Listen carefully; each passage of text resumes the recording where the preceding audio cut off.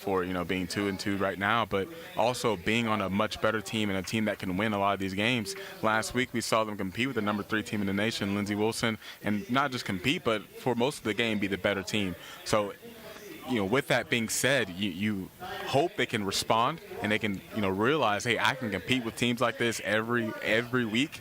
If I can shore up this stuff on special teams, which is one of the most important parts of the game, if I can shore this up, I can help my team win and I can compete every week with any team.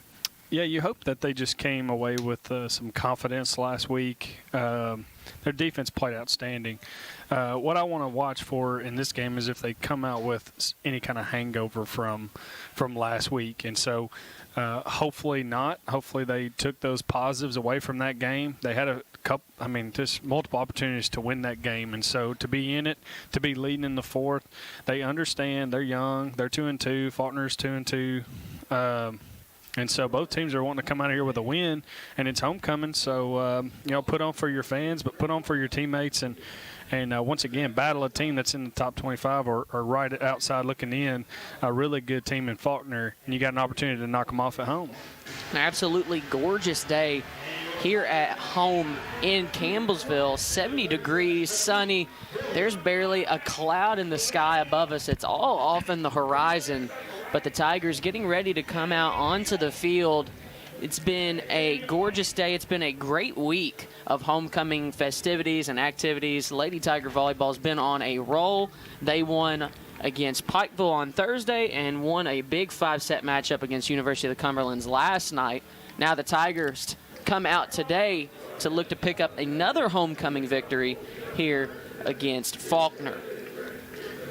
Yeah, I'm expecting a lot of different things today from this team, and looking in at it, the keys is, how the offensive line is going to look, but also the defensive line. So, Faulkner likes to run a bear front, so putting a lot of pressure on this team. We've seen this in the past 3 weeks, different defensive lines from Lindsey Wilson and Thomas Moore. They like to do different stuff. So how's that offensive line, how are they going to handle that pressure? How are they going to protect? How are they going to create the running lanes for the running back? And in the defensive line, I think they have a chance to get a lot of pressure in the backfield. Can we get them behind the chains on first and second down and then really get pressure on third down when they have to pass the ball? We saw an issue with in that last game, against Lindsey Wilson. We saw an issue where the offensive line didn't look so good against that defensive line, which was so good, so big, so quick. And our running backs couldn't get to the edge. Our screenplay was getting blown up just about every time. But then once we got to into the backfield, they were forcing Meglis to retreat, and the options weren't there. He tried to make something out of nothing, but at the end of the day, there's only so much you can do with the ball, and we saw him take 10, 15, 20-yard sacks at times, putting up 2nd and 20, 3rd and 20, and those are downs that are just tough to get over. So I'm interested to see with this big front from Faulkner. They have a pretty good defensive line. They have 30 tackles for loss. So they're very well known for getting into the backfield and causing disruption. I'm excited to see how this Tigers offense, as well as their offensive line, responds. Yeah, I'm also interested to see Meglis was hurt, obviously, last game, and he couldn't evade the pressure because of his injury. I think he had one scamper where he got out of the pocket and ran for probably like 10 or so yards, and he still looked very uncomfortable doing it. He just couldn't move, and so how's he going to move this game? I think that's going to be important if he can get out and extend plays with his legs. Yeah, I saw him walking around earlier, and he looked fine. He looked good. He looked focused, had his headphones in. So he looks calm, and he looks ready for this game. I think the whole team is ready for this game, just talking with the coaches and seeing how they are. They had a great week of practice, so they seem confident. I think the players are confident, and they're ready after a game like that against Lindsey Wilson last week.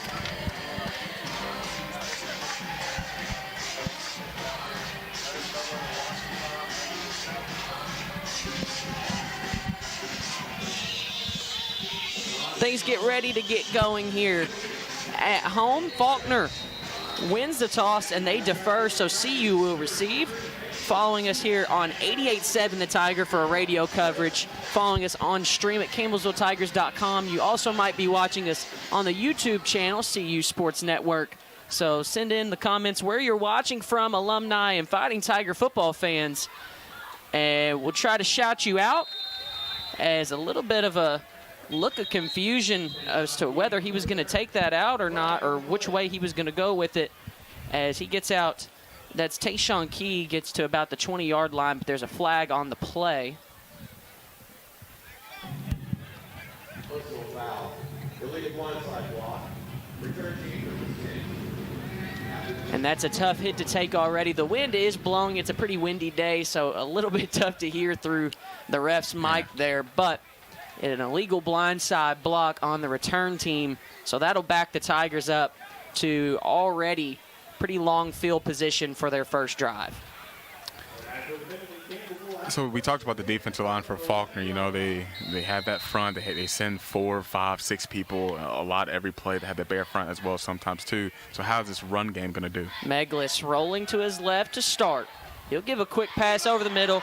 Hits number 3, Patrick Oden. Oden out to the 30, 35, 40. Going to the outside, cuts back in, and out to the 44-yard line is where, or 49, excuse me. My apologies, looking at the wrong hash. Oh, Math is hard sometimes. We talked about that before. I know.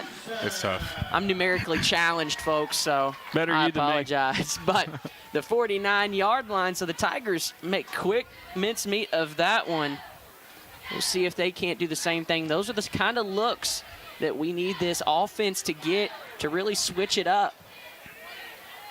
Under center, Meglis hands off to Oden. Oden comes around trying to find the edge. Shepperson can't hold the block on that one, and Oden gets taken down for about a gain of 2. Yeah, Oden probably should have turned it upfield a little bit sooner. I think he could have got a couple more out of that. He tried to get the edge, just couldn't do it. Blocks couldn't hold up. It's hard to hold a block that long. Meglis has Bass deep in the backfield. He'll come out. And looked like they were going for a little bit of a trick play there. Number 18 took that one. It was Jagger Gillis over on the side. Little double pass action, quarterback to quarterback, but yeah, I think they just tried to catch Faulkner off guard by sneaking the quarterback onto the field, and they were all over that. yeah, they read it all the way, blew it up. So now behind 3rd and 11 on their own 48-yard line. Meglis under center once again.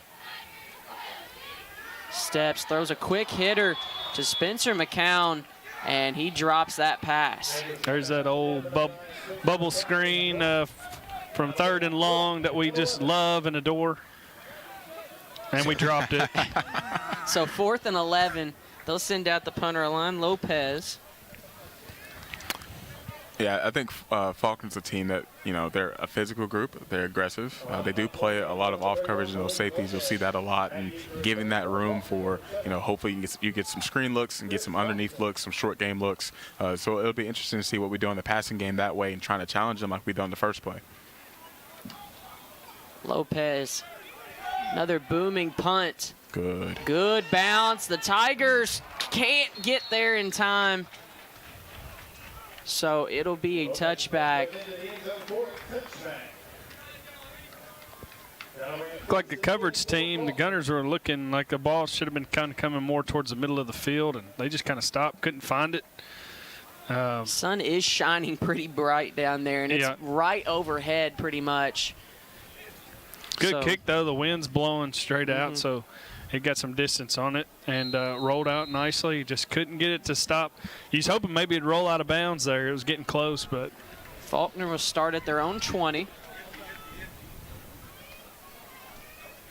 So we take our first look, a passing play out of the gates, slant route as he finds number 5, Sadler Wilson, for his first catch of the game.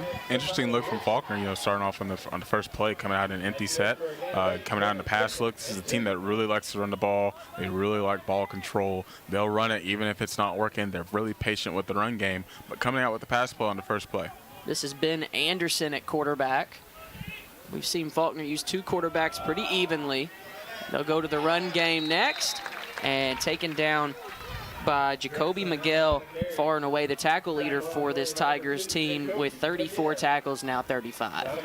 And again, seeing this box, they're going to be really important today, stopping that run and trying to get Faulkner behind the chains. It's first down right now, but these are the downs that's going to be super important, and enforcing them to pass, which is really something they don't like to do a lot. So Anderson will come out with the back to his right. A hard count. Looks to the sideline and has his man, but incomplete. Couldn't get the feet in as Sadler Wilson couldn't get the toe tap. So 2nd and 10, ball on their own 30. Anderson has Drex Allen to his right.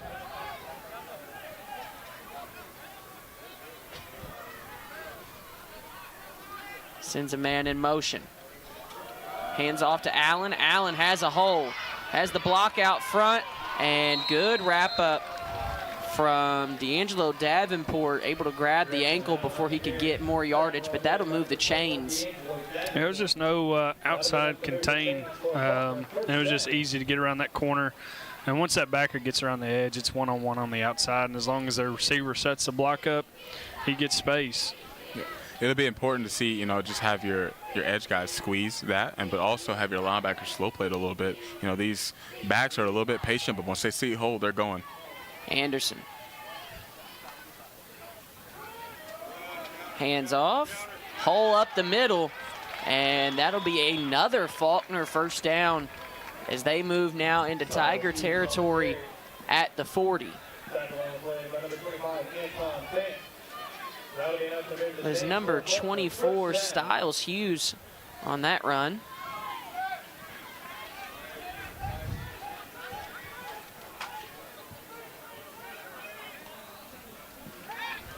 Hands off to Hughes once more. That time only for a gain of 2.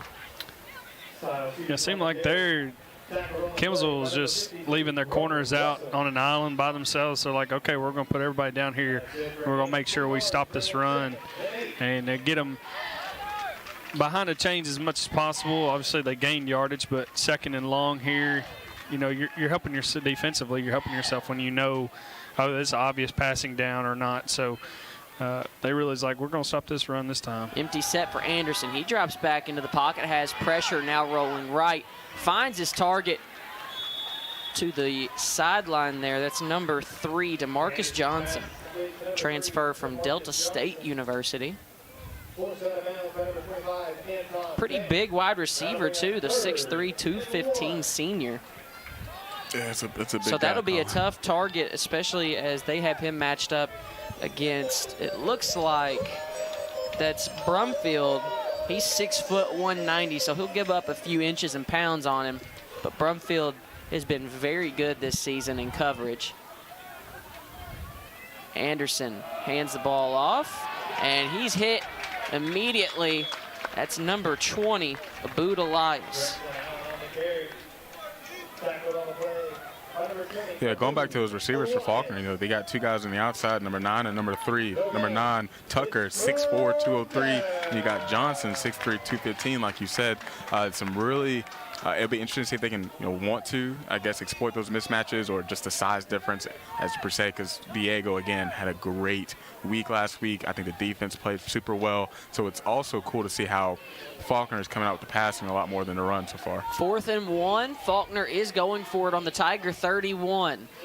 Loaded the set, and he'll break through for the first down. That's good effort. It's number 10, Timothy Cody, 5'8", but listed at 205 pounds. That is a lot of force running at you downhill. Yeah, he's a thick guy. He earned the run right there. Good on Faulkner. You know, again, they like to run the ball. They're going to do that a lot, especially on those 4th and shorts, 3rd and shorts as well. Anderson has Allen to his right, trips out to the right as well. Looking left for the slant over the middle, and has number 19, Sean Vincent.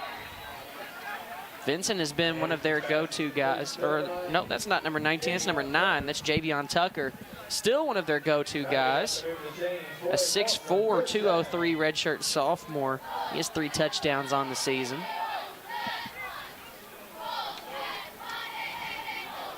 That's another thing with them big-bodied receivers is as long as you can cross the face of your defender and use your body to catch the ball and protect it, those are easy pitch and catches for the quarterback. Anderson. Oh, gosh. And there's that slant once again right over the middle. Nobody really in coverage. Closest person was Antoine Fant, and he was still well behind that ball. Yeah, see, Anton Fant usually plays safety for us, does a lot of different things in the secondary. See, this week he's playing corner. Nigel, who usually plays cornerback, after a little switches on the team, he usually plays cornerback, but Anton getting the start this week, and they're going after him a little bit. You see that right there. And he has to know he doesn't have any safety help over top. So giving him that inside slant, that skinny post, as a touchdown every time. So the Eagles pick up a touchdown here, and the extra point attempt is good. So a 7-0 ball game. Eagles lead, 8:25 left in the first quarter. You're following Fighting Tiger football on the CU Sports Network. There's so many rewards in life. You coming into our home was one of the greatest rewards we could have ever had. You know, it took 20 years, and I got my third child, who was 17 at the time. It's so cool to watch the adult that you've become, and you really have done as much for us as you think we've done for you.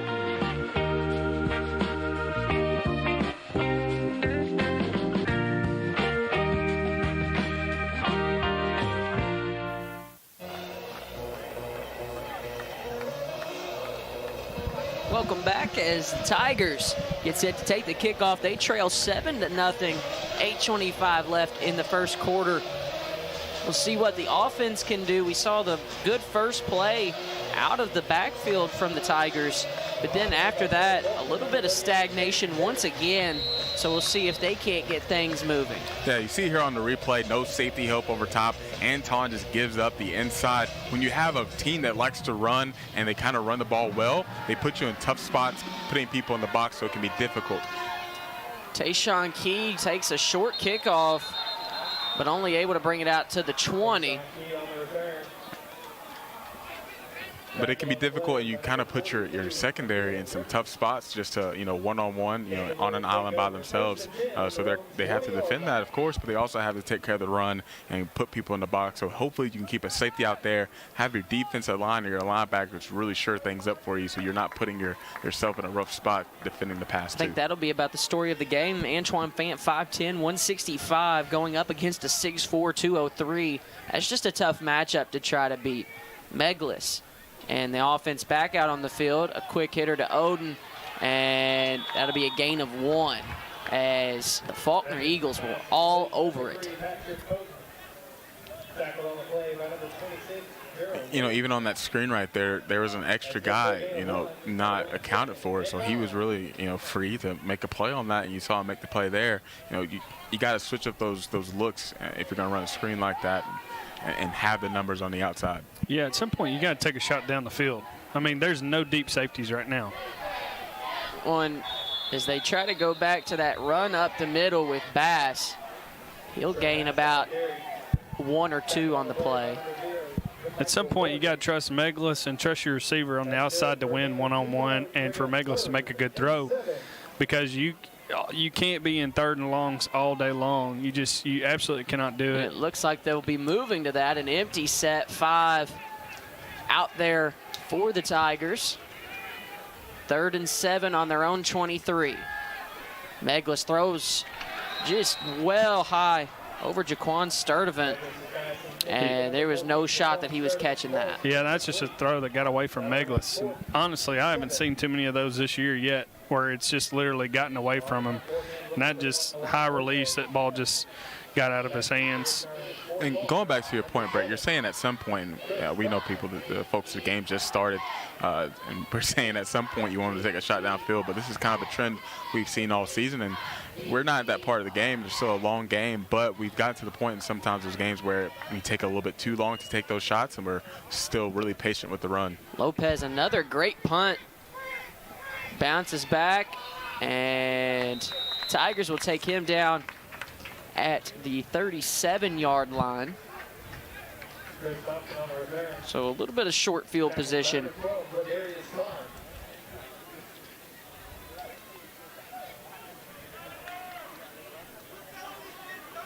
Eagles will come out. Anderson trots his way out.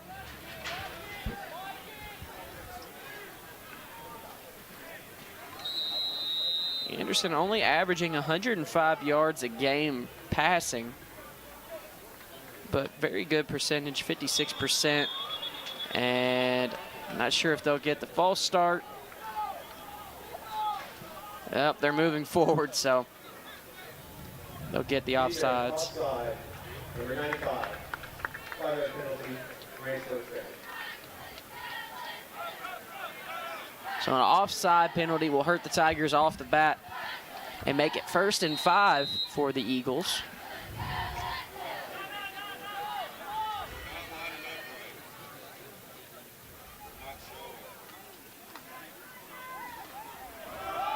They'll hand the ball off. It's Allen. Takes it for a gain of 3 or 4. See some changes here in the front. You know, we have Noah Gray, number 50, out there. Usually you see Alan Parrish, number 88, out there. A little bit more size on him, 6'1", 290 for Alan Parrish. Noah Gray, 6'3", 250. Freshman, but it's a different look today. Alan Parrish on the sideline, looks healthy. He's in the uniform, just not playing right now. Sends a man in motion, and flag comes in.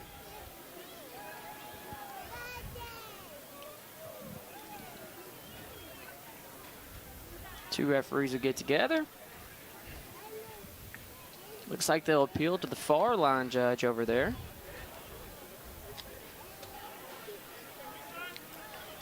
They had Johnson coming around. How was lunch? Was it good? It was pretty good. I think that's what they're talking about. I'm not gonna lie to you, Brett. I can't wait to eat again. Had a big play at barbecue. Can't wait to get another one. Prior to the snap, false start. Offense number 67. So they come together and get the false start. Remains second down. One of the longer times that I've ever seen it take to call a false start. But they get it out there. That was a delay of game on that call. So that'll back the ball up. Now on their own 41, the Eagles are 2nd and 7. Pass plays, he drops back into the pocket, gets taken down. There you go. Number 50, Noah Gray, the freshman from Greene County, just a county over. And again, see, we talked about it earlier. This is a defensive line. Their offensive line has a lot of size to them. I don't think they're very athletic. They don't protect very well. I think the defensive line can get a lot of pressure, especially, Cale Hagan on that outside, Trevor Harmon, even seeing Noah Gray get into on the interior and gain some pressure here. They don't always throw the ball that much. Their quarterback, Anderson, he is a slippery guy, likes to scramble, likes to run too. Faulkner going for it here on 3rd and 14. Had my downs mixed up. Numbers. He'll move up in the pocket, throw across the field, and picked off. Big time interception, number 22, Dante Knox, his 3rd interception on the season, and couldn't come at a bigger time for the Tigers. And even a huge play right there. So we see Abood Elias on the QB spot right there. Again, knowing that the QB likes to run a lot, you have a 3rd down and long. He's probably going to try to run the ball if he doesn't like what he sees. Abood's right there, forces him to pass the ball, and we come up with a huge turnover. We've seen it time and time again. The Tigers defense coming up with big stops when they need to get them. They cause, a lot of disruption. They fly around the field. Dante Knox coming up with a big one and giving the Tigers great field position starting on the Eagles' 48. Well, we saw 2 things already go the Tigers' way that don't always, and that's, deflected to the picked right in their hands. That's something that hadn't always went their way this year. Meglis under center, hands over to Shepperson. Shepperson now breaks a couple tackles, gets about a gain of 3 on that play, or 4 it looks like. But yeah, and the other thing is, how many times earlier in the year have we had quarterbacks down one-on-one for a sack and we just missed them or missed the tackle and let them escape? And on that drive right there, the defense did good, wrapping up, getting the quarterback on the ground, and then coming up with the tip pass. Meglis hands off to Bass. Patient running from Bass. Waiting for that hole to open at the line. He'll gain 4. That'll make it 3rd and 2. Looks like the Tigers will move to an empty set. Yeah, and I think we're in, 4-down territory at this point, especially going third, an empty set on 3rd down too. Meglis. Little curl route from Shepperson has the first down and more. So that will take it to the Eagles 30, and it'll be a Tiger first down. And Clay, you talked about how deep they play defensively, the safeties, and those slot receivers are just open for that pitch and catch all day long. Short passes are going to be open. A lot of underneath mesh route concepts. There's just a lot of drags underneath will be open. Those flats come open a lot too sometimes. So if you just get your look and make the play call. Meglis fakes the handoff, rolling to his left, man in his face, and throws into about 3 Faulkner defenders, and really kind of got lucky with that one because this secondary, as we were talking about before the game, has been so good for Faulkner. Yeah, a little dangerous decision right there from Meglis, especially with the guy in his face. He just needs to kind of be in control that way. He came free, but you want to either get rid of that ball or try to make a play and not force that. Yeah, he's got to see Shepperson there in the flat. He was open early instead of just waiting for that defensive end to get in your face before you try to throw it back across the field. Meglis hands off to Bass. Bass tries to cut back inside, but slipped off the block. It was big number 0. That is Jamichael Morgan on the tackle.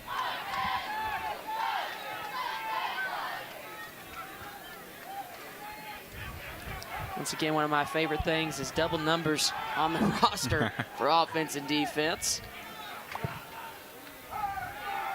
Meglis throws over the middle. That'll move the chains for a Tiger first down. That's a great read from Meglis right there. Looked at his bubble screen. They bit hard on it, Faulkner did, and went for the slant there for Luke to Luke.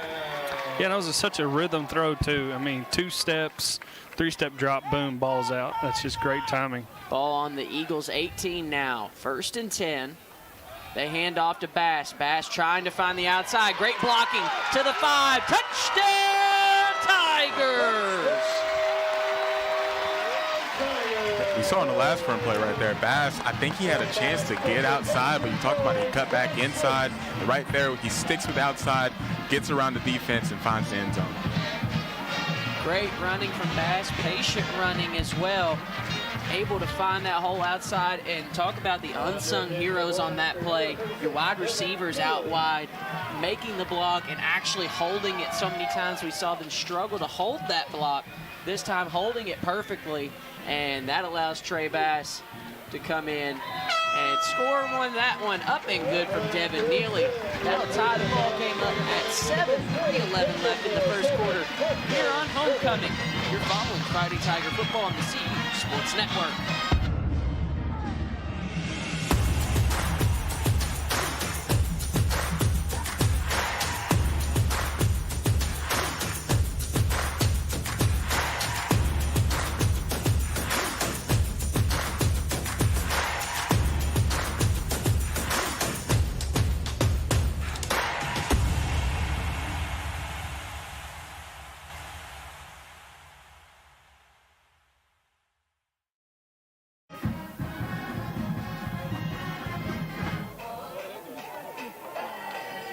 Welcome back. As you look at that replay, Trey Bass, beautiful stretch of running, good blocks on the outside, able to find the edge, and that will even the ball game up as Neely comes out to kick this one away. Good crowd on hand on Homecoming as usual. A lot of people in standing room as well up there on the fence. Certainly love all the Tigers coming back home. We've seen a lot of people. That one slips through the hands for a touchback. Yeah, what a great job on that last drive. You get a turnover, and so it's good to come away with 7. You have to at least get points. You got the turnover close to midfield, so you had to at least get points off that and end up with a touchdown.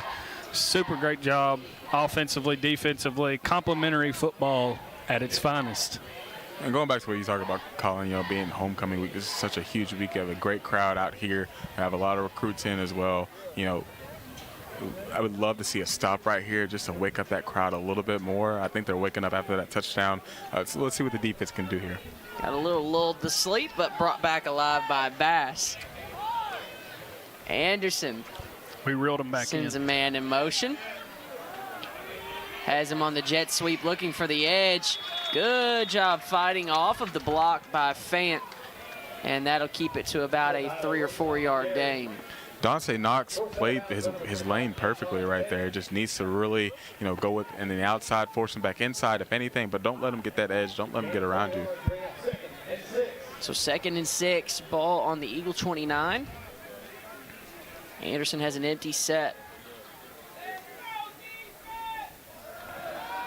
Looking for that slant route. Well covered. Tigers get to him, but able to get the ball out to Allen. So they get out of trouble for now. And that'll make it 3rd and short. 3rd and 2, so a big-time shot for the Tigers to be able to get another stop here and hopefully get off the field. That was a great job by their quarterback, Anderson, there, just keeping his eyes downfield as he stepped into the pocket. He's done that a couple of times already. Certainly in a lot of mess, able to get it out. They look back to the sideline for the play call.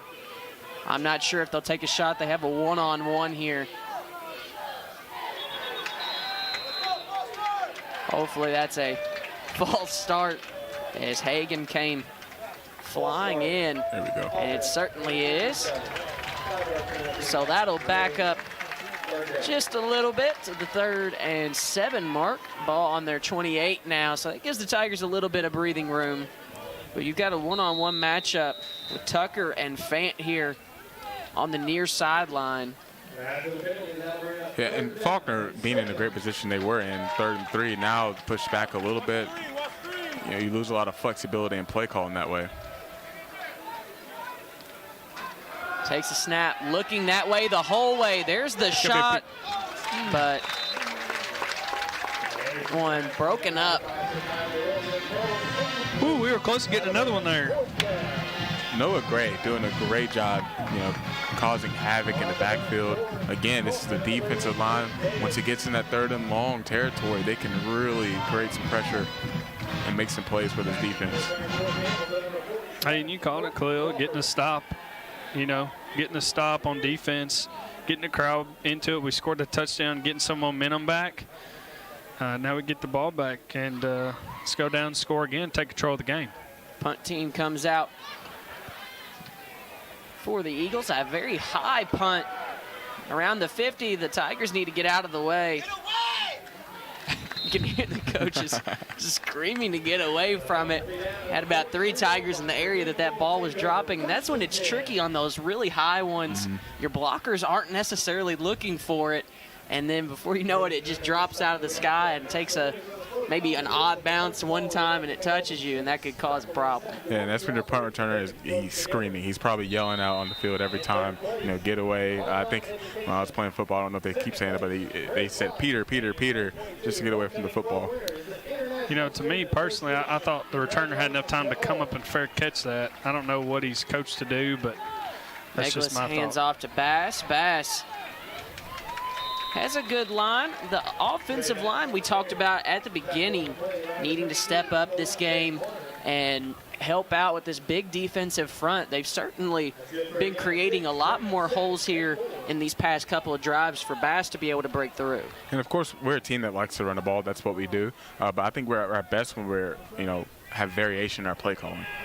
Meglis rolling to his left, throws, and just a very low throw, so a tough catch to make for Shepperson.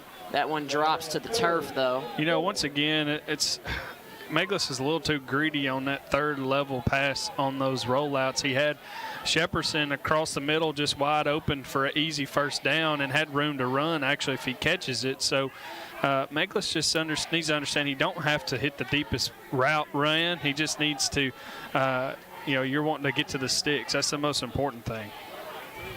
Meglis rolling left once more. Shepperson to the sticks, as you mentioned, as that route was run directly at the stick by Shepperson, and he'll pick up that first down. You see those flat routes right there, you got to get them out in a timely manner. So the window to get those out and give your receiver a chance to make a play, get a first down right there is very small. So Meglis does a great job, like Brett said, getting it out early and giving Luke a chance to make a play.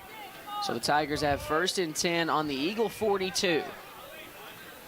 30 seconds left here in the first quarter. Bass breaks to the edge. Able to pick up about 4 or 5 on that one.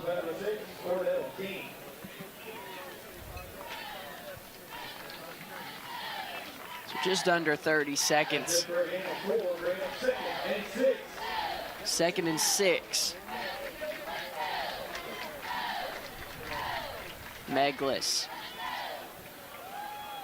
Hands off to Bass. Bass trying to cut through the hole. He'll gain 2 on that one. Not much to be had. 3rd and 4. See right there, Faulkner brought a little bit of pressure, had the linebacker come through freely, just wasn't able to make the play from the backside.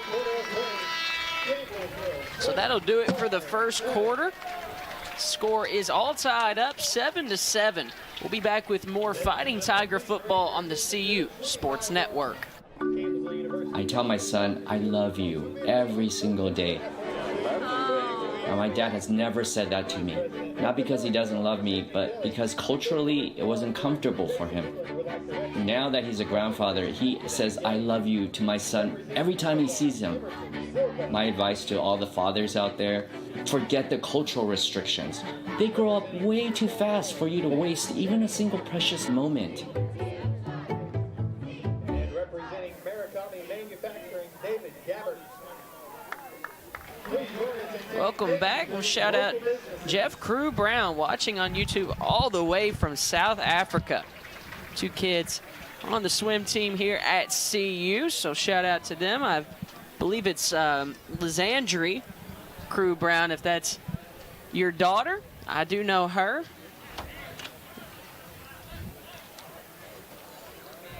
So the Tigers coming back out for the second quarter.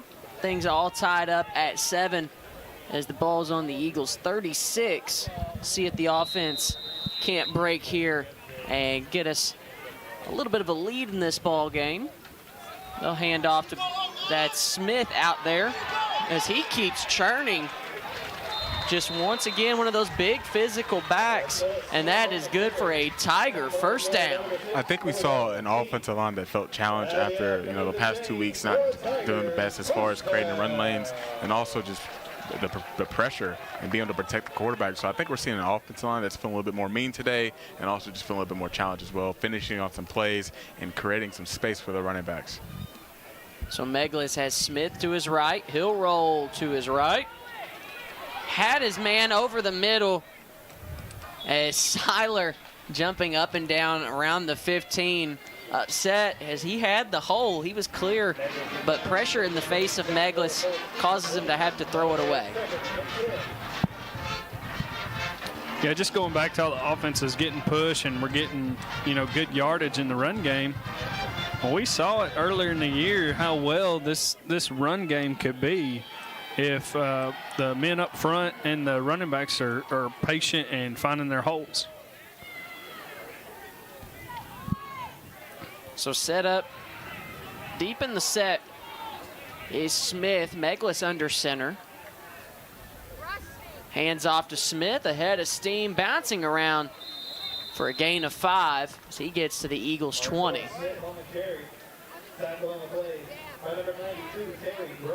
Yeah, getting a lot of push from the offensive line right now. There are a lot of pulling guards, pulling tackles that way too.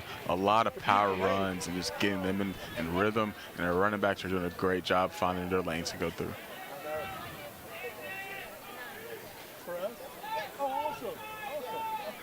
Meglis has Smith to his left, 2 out wide, and a flag on the play.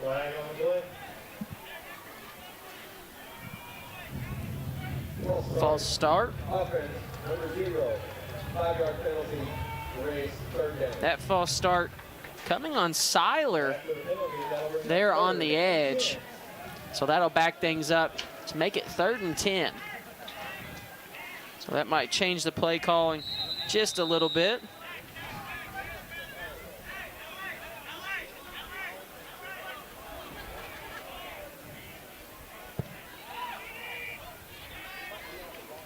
Hands off to, or I'm sorry, fakes the handoff. Meglis still has it. Smith rolling, cuts back, and loses it. He had it in his hands. A tough catch to have to make, but just slides around, and ball just underthrown. Yeah, that ball needed to go the back pylon towards the back of the end zone. He had his man beat, and Meglis, what a great job selling that run fake. Good day. I was following Smith all the way down the field by the time I realized he still had the ball. So a beautiful play fake, but just a little bit of an underthrown ball. As you mentioned, probably should have gone towards that back corner. But Devin Neely will come out for about the 42-yard attempt, I believe it is. Neely up and good. So Neely tacks on the field goal to make it 10-7. So the Tigers take their first lead of the, oh, there is a flag on the play.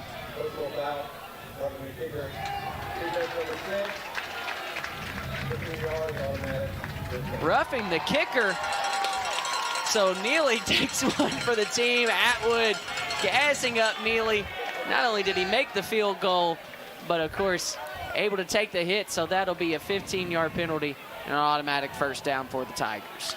You know, it's not often you see a play action on a 3rd and 10, but I love the having the running back run up the side on that wheel route, try to expose your mismatches right there. Just wasn't able to connect with them. You'd love to see that later on, though, again, too. So we'll see if the Tigers can make the Eagles pay for that mistake. See if they can't trade up that 3-point field goal for a touchdown. Meglis has Smith to his left. Smith is blown up in the backfield for a loss of 1. Hey, how upset would you be, though, if you were Devin Neely? That was a heck of a kick, though, right? It was. It's a 42-yard field goal, and his longest on the year, I believe, according to my chicken scratch, is either a 43 or a 45. So I'm going to use my personal next-gen stats and say that would have been good from 59. So right along with it, yeah, he had plenty of boot to spare on that one. Second and 11. Ball on the 15. Quick hitter over the middle. Tough catch. To Shepperson. Way to go up on his defender. Shield his defender off the ball and make that catch. See, right there, we had a lot of late pressure. So I think teams are kind of picking this up. Our offensive line doesn't always do a great job picking up that late pressure. So you see the linebacker came through free right there. Meglis did a great job of boarding that play action, getting the ball out quick to Luke. So Meglis rolling to his right now. Has Shepperson corner. There he is. Touchdown, Tigers. Had him a lot sooner, but still had a lot of time to make that play. Hey, had enough time to grab a cup of coffee, set his feet, and make the throw. Beautiful pitch and catch there from the Tigers as our coach throws up to the window. Little message. He just thinks the Tigers are doing a great job today. That's all it is. He's just supporting his team. That's all it is. A little bit of love for the Tiger offense, who's come out ready to play, take advantage of the big mistake. Roughing the kicker causes a 15-yard penalty. Neely slots the extra point. Tigers trade 3 for 7. They'll make it a 14-7 ball game as there's 12:18 left in the first half. You're following Fighting Tiger football on the CU Sports Network. Jason, let's go see your room.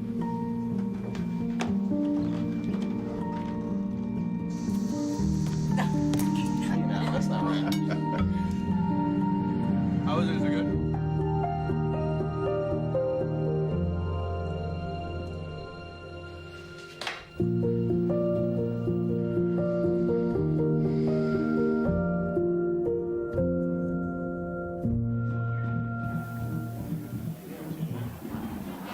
Catch the replay here Beautiful pitch and catch all day long for Shepperson and Meglis. It's a little bit easier when you're up here in the booth. You can see it all unfolding. You're going, please, I hope he sees it. He saw it all the way home. Crowd is starting to really feel it. This is exactly what we needed. A gorgeous homecoming day. Thanks for joining us. Radio coverage 88.7 The Tiger, streaming on CampbellsvilleTigers.com. And if you're watching on our CU Sports Network YouTube channel, shout out where you're watching from. We'll try to give you a shout out as well. Any alumni or just Fighting Tiger football fans, give you a shout out here on homecoming day. Thank you all for tuning in as Neely kicks the ball away. Tigers lead 14-7 over the Eagles. Return coming back. He heads to the outside. Drug down at the 24-yard line. And that's awesome about the YouTube thing. You know, not a lot of places do that, so just being able to stream it on YouTube, easy access, that's pretty great. So, you know, I'm pretty proud of our department and the things we do, the things we have going. And you know, right Khalil, now too. I heard just through a little birdie that speaking of YouTube channels, CU Sports Network, you know, you could follow the Perry Thomas Show with me, Colin Sheffield, and you, Khalil Baker, on the Inside CU Sports Network. Yes, you can. So 2 great shows to watch. Plug those as a deep shot comes down the field and high points it over Brumfield. Just not too much you can do with that. It's Brumfield just a little outsized by about 4 inches. Looked like there on Tucker. Slight push off by the receiver there, but obviously they're not going to call that. But I believe they should because he's already got the height advantage. He doesn't also get to push off because he's got the wingspan advantage too. So a first down for the Eagles as they move onto the Tigers side of the field. Ball on the 46. They'll go back once more, and they'll probably throw the flag, and they do. Pass interference on Brumfield.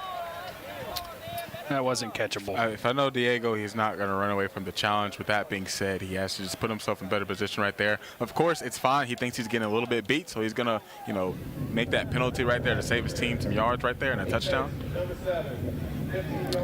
I really do believe the ball was uncatchable.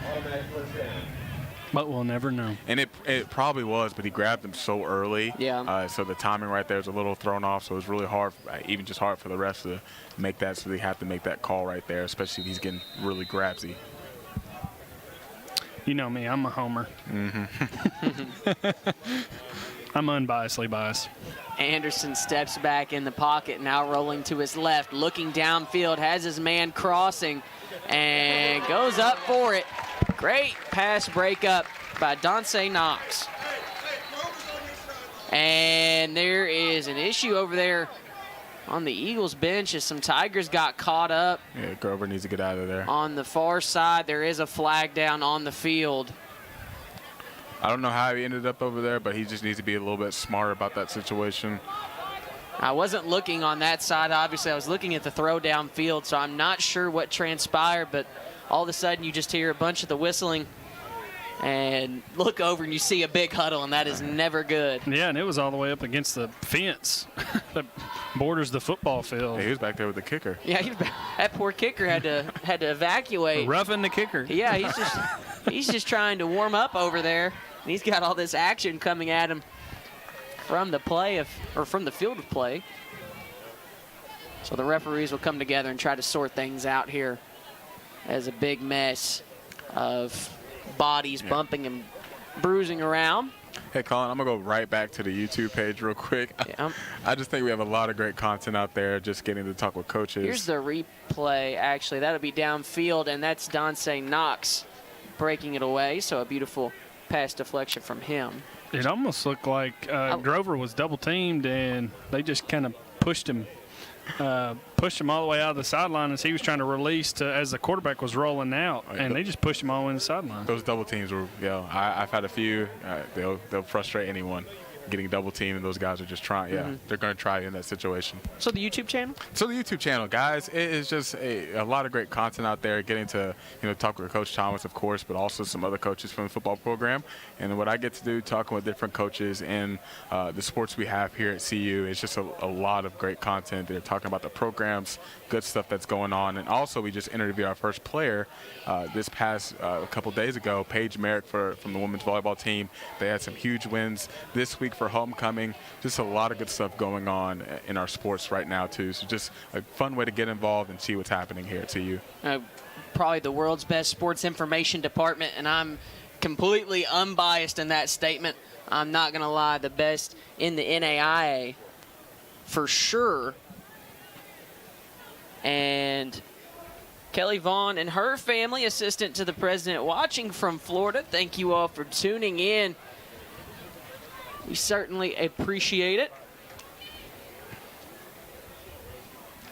So we're still getting things figured out down there on the field. And I tell you what, players might have to start warming up once again. They've been standing around on the field for quite some time. I don't understand why they don't just call it unsportsmanlike on the offense and defense and offset it and just move on.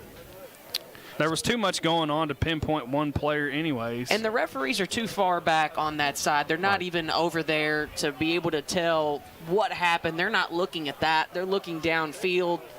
Well, we'll get the call from the head official here. Plus, they ain't got no booth to go to, so you just really don't know what's happening. Fouls on the play. During the play, personal foul, unnecessary roughness, offense number 52, blocking out of bounds. After the play was over, personal foul, unnecessary roughness, defense number 53. Yards, those penalties were offset. So an unnecessary roughness for blocking out of bounds on the Eagles, and then after the play, unnecessary roughness on Grover Russell as they got tangled up. The penalties offset, so all much ado about nothing, really. And it's not even like it was the personal foul or the unsportsmanlikes that get written down in the book. So it seems like a whole lot of nothing there just to offset the penalties to take that long. But they'll take long enough that Coach Perry Thomas would like to take a timeout, so we'll take a quick one as well. 11:40 left in the first half. Tigers lead 14-7. You're following Fighting Tiger football on the CU Sports Network.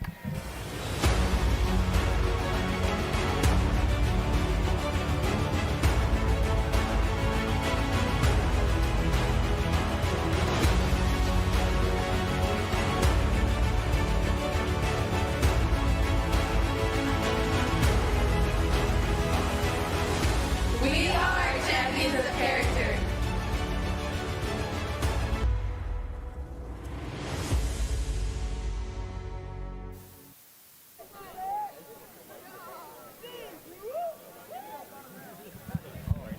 Tigers lead by 7 here on homecoming day.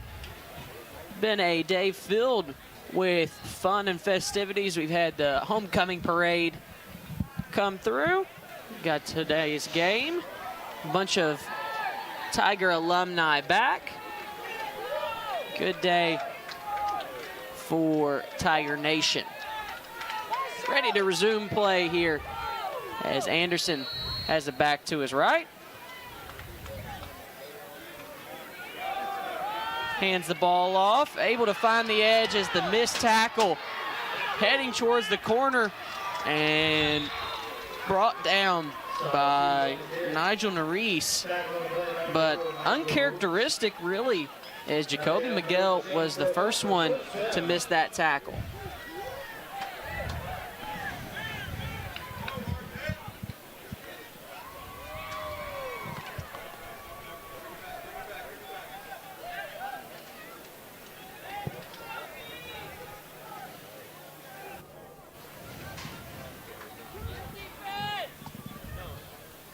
Anderson.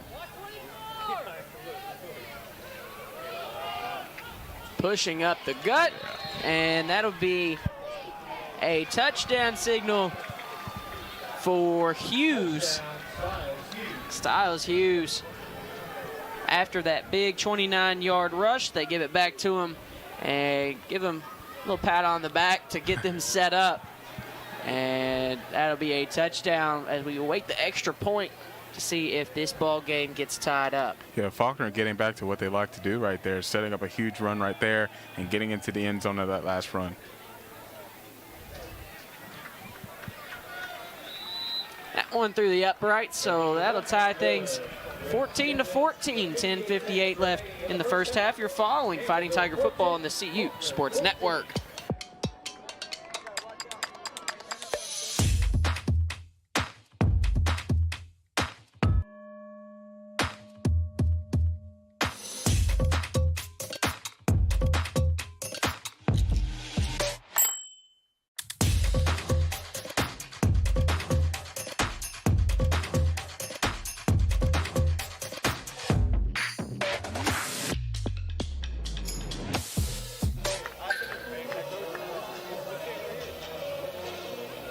You see the replay of that touchdown from Styles Hughes, able to take it in for the 2-yard touchdown rush.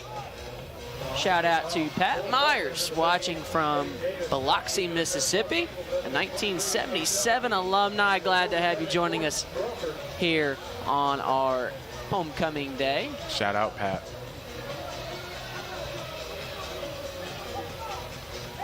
So the Tigers will get ready to go here.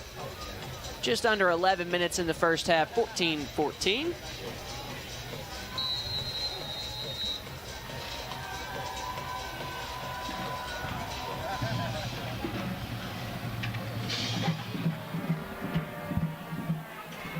And that one gets behind. You better pick. And a beautiful watch from Key. I was just about to say he needs to pick that ball up, but that ball took one heck of a roll for Campbellsville as it almost dead stopped at the almost on the touchdown, or right there on the goal line, and then rolled directly sideways out of bounds. I don't think my heart raced so much ever until that. Oh my gosh. Time stood still. I thought the Tigers were really going to start with a tough field position. You can't even be mad at the kicker for that. That was a sick kick with some nastiness on it. The ball had a mind of its own. It certainly did, as it veered hard left. And a little homecoming magic, I guess, for the Tigers. Heck of a read there, because that was very close, very close. So the Tigers will have a lot better field position than the 1-yard line. They'll be out on the 35, 1st and 10. Meglis under center. Shepperson has Zach Cole out to block, but wrapped up by number 26. Shepperson did a great job slow playing there.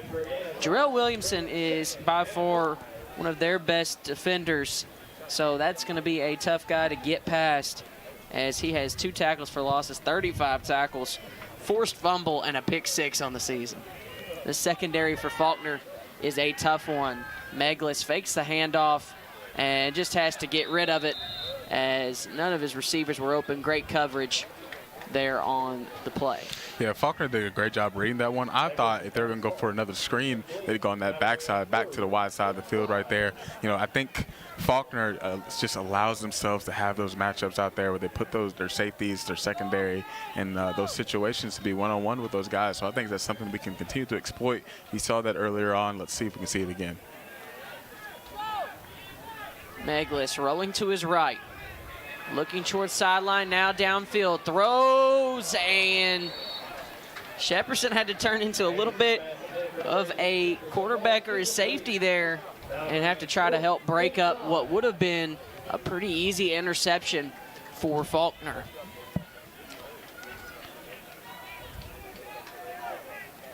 So a quick 4-and-out for the Tigers, as they'll have to punt away.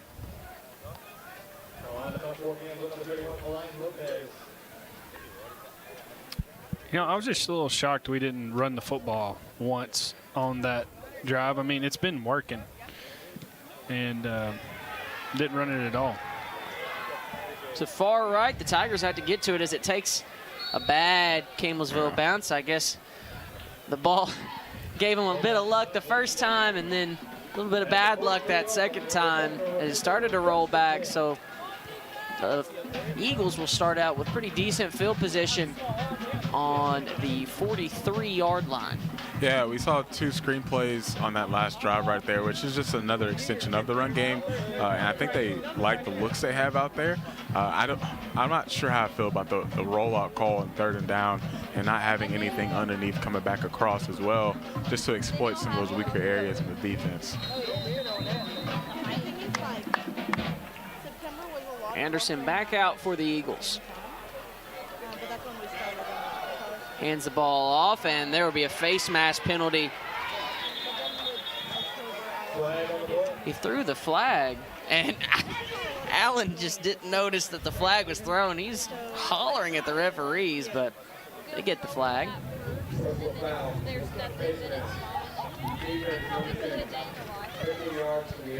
Once again, it's Jacoby Miguel. These penalties the last 2 drives defensively is just hurting us. For sure, that'll be the 5th penalty of the day for the Tigers. And as soon as this updates, I'll be able to tell you for sure.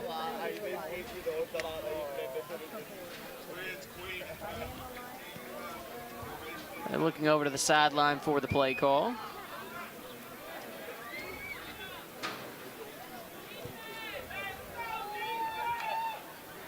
Anderson looking downfield, has his man wide open all day long for Javion Tucker. That'll be his 4th touchdown catch of the season. We saw it earlier in the game. 5th touchdown catch of the season. Sorry, he had already caught one today. Yeah, we saw it earlier in the game. A lot of they came out passing the ball, came out with some play action as well, trying to catch us asleep on the outsides right there. They go back to it. A great fake right there, and was able to find number 9 in the end zone, Tucker. But again, you got to stay awake out there on the outside.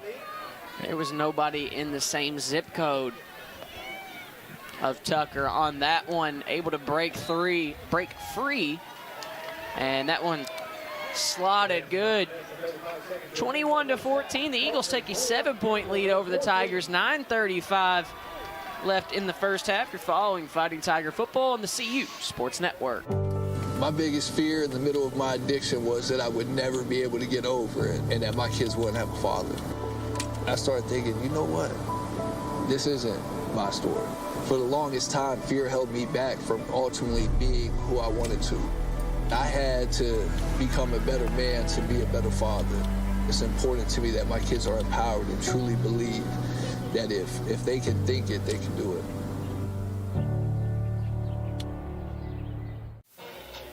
Catch the replay of that one. A gorgeous route ran by Javion Tucker. And a beautiful sell there on that front line. Yeah, you just can't leave those plays too soon. You're facing a team that does some read option type of stuff. I didn't get to see a lot of RPOs necessarily, but just they're gonna, do a lot of play action. They're gonna run that ball, and they're gonna try to, exploit those areas too, and set you up that way. So we just have to watch out for that and regain that focus and that discipline. Brumfield was cutting back in with Tucker, and then just put his foot in the turf and was able to come out swinging as Key, cutting through, making a few men miss, takes a big hit from number 83, Damon Hitchcock.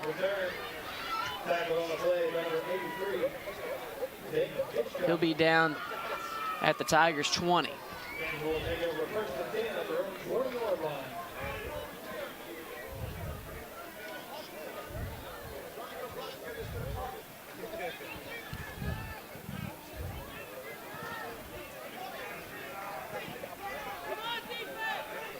Meglis.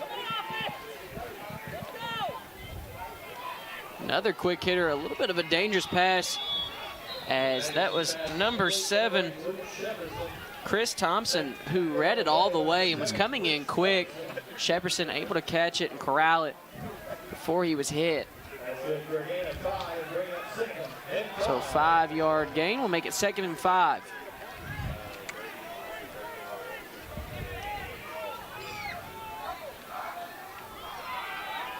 Trey Bass makes the first man miss. Gains 4 on the play. Yeah, I think we're starting to see those defenders bite down a little bit more on that short passing game. I wonder if that'll be something we can continue just to set up a little bit more, be patient with it, get some variation to play calling, move the ball downfield, and go big a little later.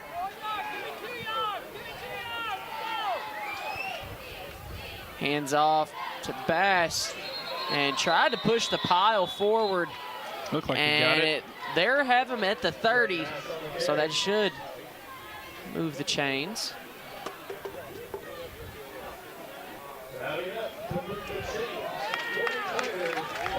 Good deal.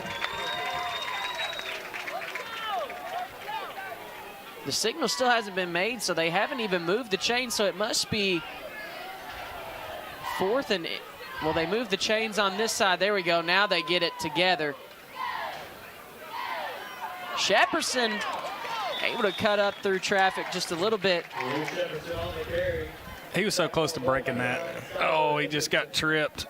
Fun play design right there, a little different than what we've seen from them before.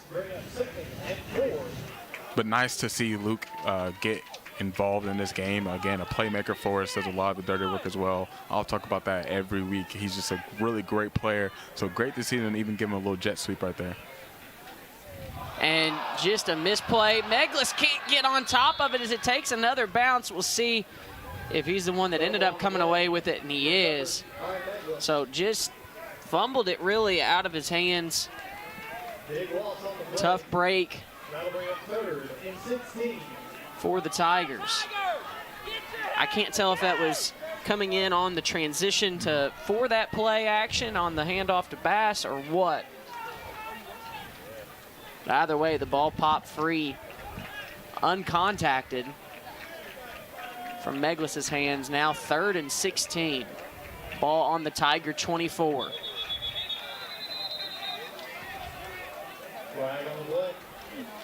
This is rough.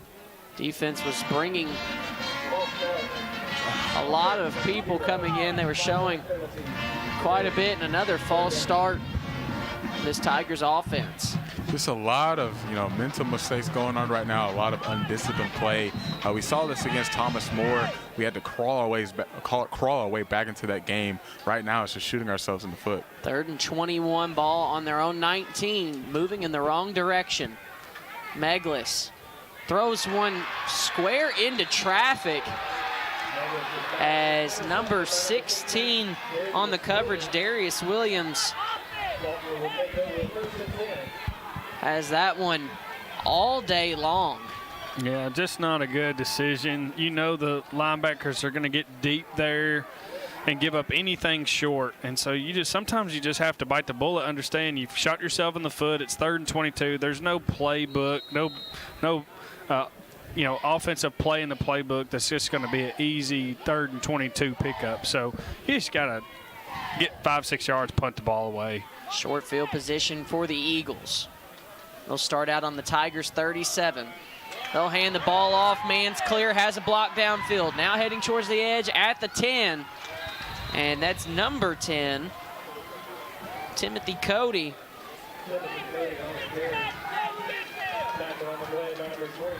So huge gain for the Eagles.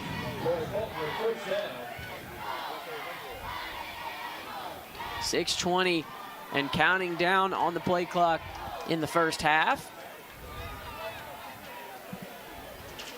Cody had a huge hole and the blocking downfield.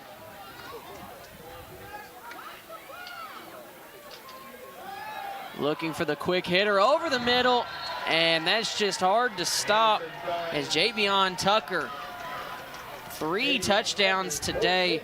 That one coming against the freshman Nigel Nerese. Yeah, corner's struggling a little bit with the size, and he's a big receiver, and he's a really good receiver as well. So struggling with the size a little bit, and just really needs to regain themselves, have a talk on the sideline, see what they can do, because they're going to stay in man. That's a lot of what we like to do, put our corners in that situation. Kick is up and good. The Eagles will take a 14-point lead, 28-14, as Faulkner has turned it on just a touch on the Tigers. We'll see how they respond. Coming back after this short break, you're following Fighting Tiger football on the CU Sports Network. The family's visit to the forest inspired a beautiful question. Mother, mother, am I a tree? You tell me to stand tall. You tell me to stay rooted. I think I am a tree. My child, of course you are. But what kind of tree will you be? The kind to hug or the kind to climb? Doesn't matter what you choose, so long as you choose to be a tree that's kind. Make the forest part of your story at a park near you. Find one at discovertheforest.org.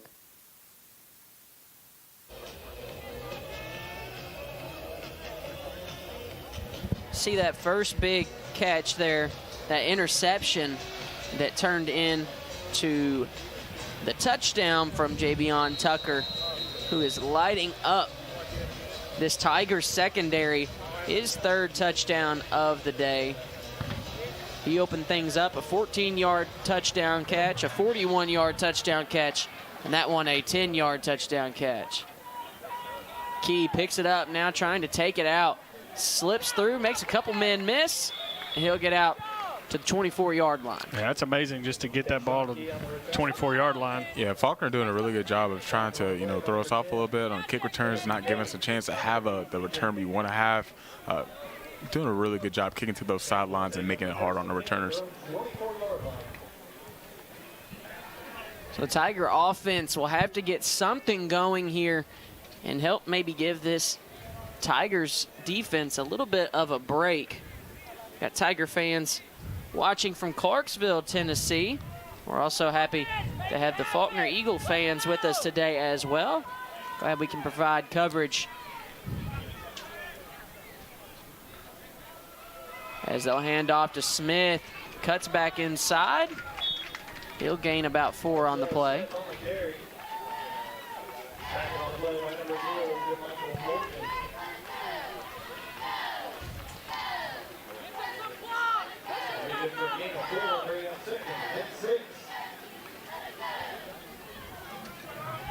So 2nd and 6 on their own 28. I'll hand off to Smith, and he's taken down quickly. Jamichael Morgan. Yeah, and this is where we need to see something from the offense. We have to respond on some side of the ball. Things aren't going our way on defense right now. There are a lot of adjustments to make at halftime, but the offense here has to do something, has to get the ball going, and we really need a good drive here.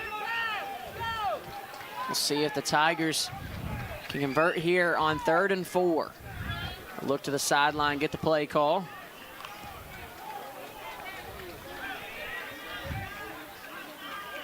Pitch is over to Smith and taken down. That's number 9 on the defense. Skylar Henderson on that tackle. So that'll be a loss of 3. Brings up 4th and 7, and Lopez has to come back out and punt this ball away. Yeah, I've known we've seen some questionable decision-making from Meglis here. Again, on the last drive, had that interception. I don't think you really just ever saw him drop back into coverage, and he got pretty deep, got some good depth there. We just have to give ourselves a chance and throw that ball. Almost blocked. Ball takes a good Campbellsville bounce this time out to the 37-yard line. Lucky to get that one away. Yes. There was about 3 Eagles soaring through the air at that punt. Got a little nervous, Colin. Got a little nervous. Because we've just made a lot of mistakes here in the first half, and credit to Faulkner, they've done a great job responding to some of those mistakes, and they've gotten a lot of points on the board too. So that just would have been another thing to add to it. But right here, back on defense, got to get something going here. Yeah, got to get some stops. Your defense is just on the field so much. You going 3 and out on offense, multiple drives. You've done that. It's just hard on the defense. Anderson, handoff, right up the middle, and taken down by Hakeem Dillard. Not before a gain of about 8 yards. I mean, when you're out there so long defensively, I mean, it's hard to set edges. It's hard to get off blocks. It's hard to tackle. I mean, everything becomes more difficult when you're fatigued. And we saw that a lot against Thomas More in that second quarter. You know, that was just a long quarter for our defense, and we were never really able to catch back up until later when it was too late. 2nd and 2, ball on the Eagles 45. And hands it off and looked like he just slipped in the turf. So that'll be a loss of 2. Grover did a really good job getting penetration there and just kind of really disrupting the play. He's one of those guys who can do that. We just need to see a little bit more from that, and the linebackers getting downhill and making those tackles whenever they get their shot. So 3rd and 4.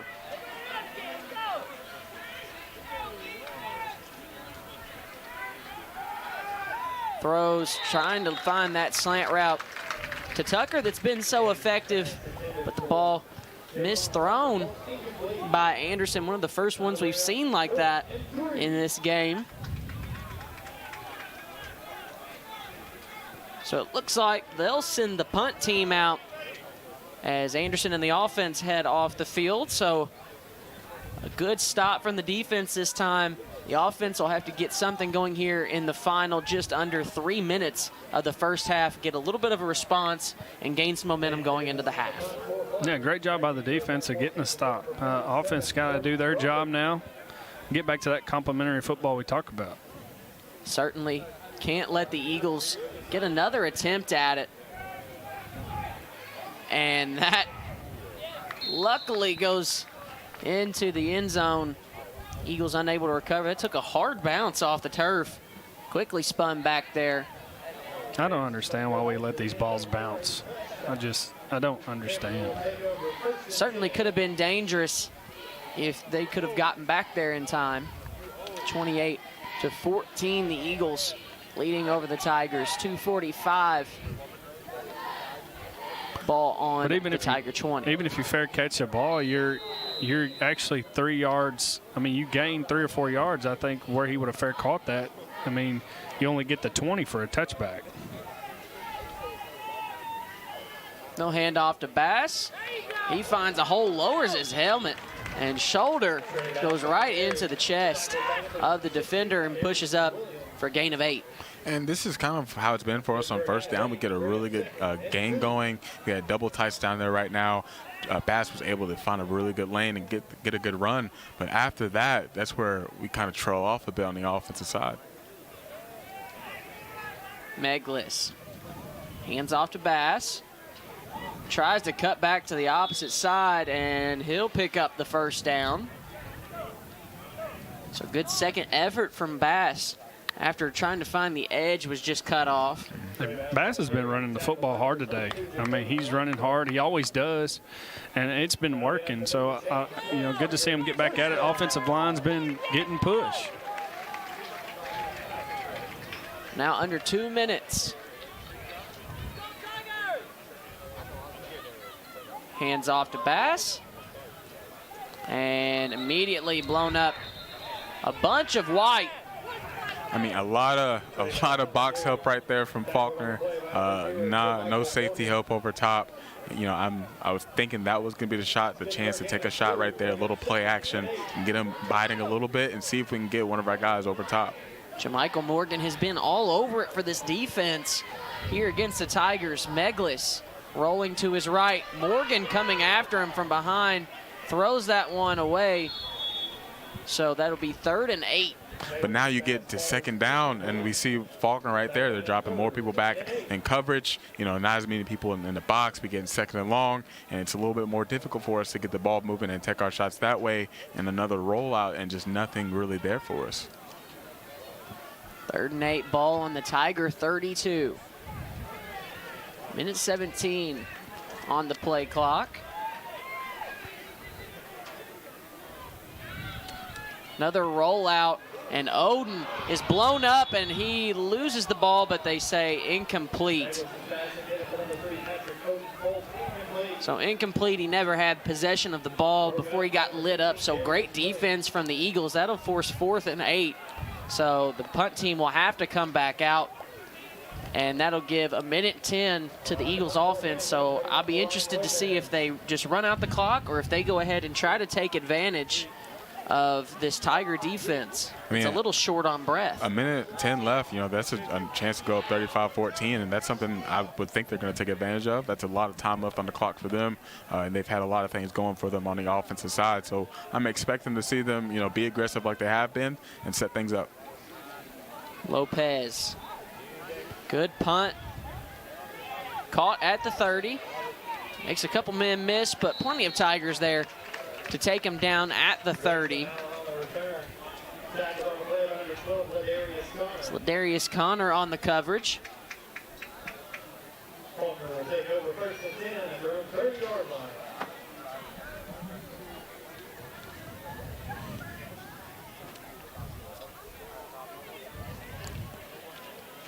So it looks like players will get their instructions over there, head out onto the field. We'll see if they run the ball with a minute left here, or if they go ahead and try to attack this Tigers secondary.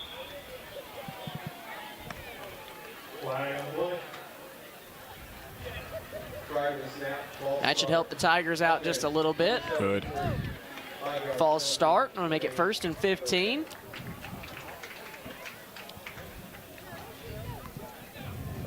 Set the game clock to 1 minute and 1 second, please. 1-0-1. Thank you. So Anderson has it back to his left. Now 1st and 15.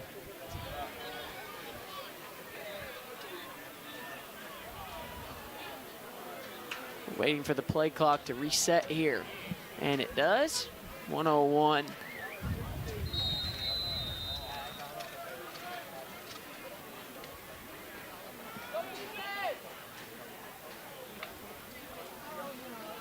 They hand off. He'll gain 5 and get back up to the original line of scrimmage. I'll talk about this every week, and we see Faulkner doing that right now. They got that up back in that position. That's their tight end, number 39, Garrett Orr. You know, he's leading up every time. They'll do some traps with him. They'll do a lot of counters, pulling guards that way, and they just love to run the ball that way, but also have done a great job setting up that same look and doing play action out of it too. So 2nd and 10, another handoff. Has a hole up the middle. They punch the ball loose, and the Tigers are all on top of it. D'Angelo Davenport comes away with that Edward Jones takeaway. Thank you, Edward Jones. Yeah, had a big hole, and luckily we chased down pursuit and you know, ripped at the ball. It came out. We turned. We got the recovery. I was just thinking to myself, Faulkner's up.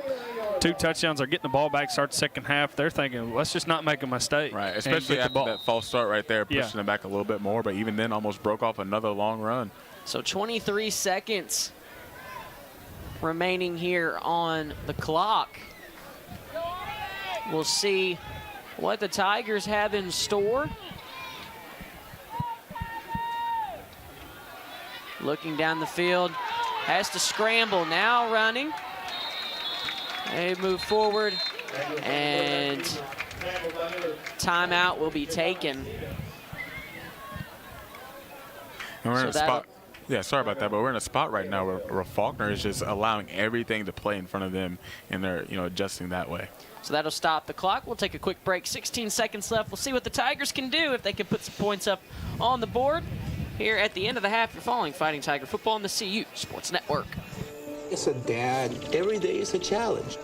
To make sure that the time that I spend with them, it doesn't matter how tired you are, you have to try and to teach them. When they learn something new, and you can just see in their faces, it's such an incredible moment. It's those moments that are my favorite.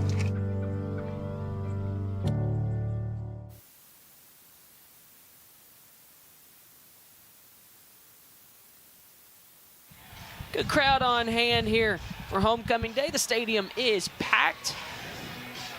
Bunch of people all around as well. People up on the hill, people on the sides. 16 seconds left, 2nd and 3. Looks over to the far sideline, has that Seiler. He'll step out of bounds, 12 seconds on the clock. That'll move the chains for a Tiger first down.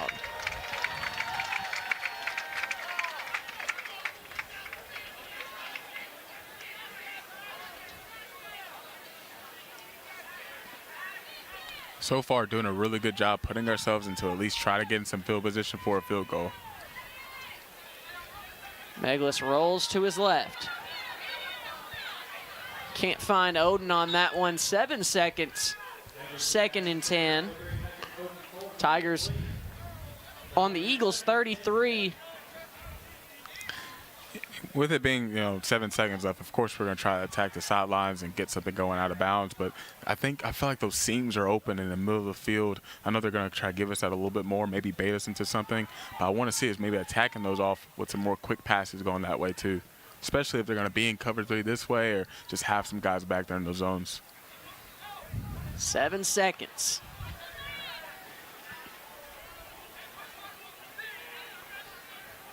Meglis takes the snap, looking down the field, rolls to the right sideline, throws, and a dangerous throw.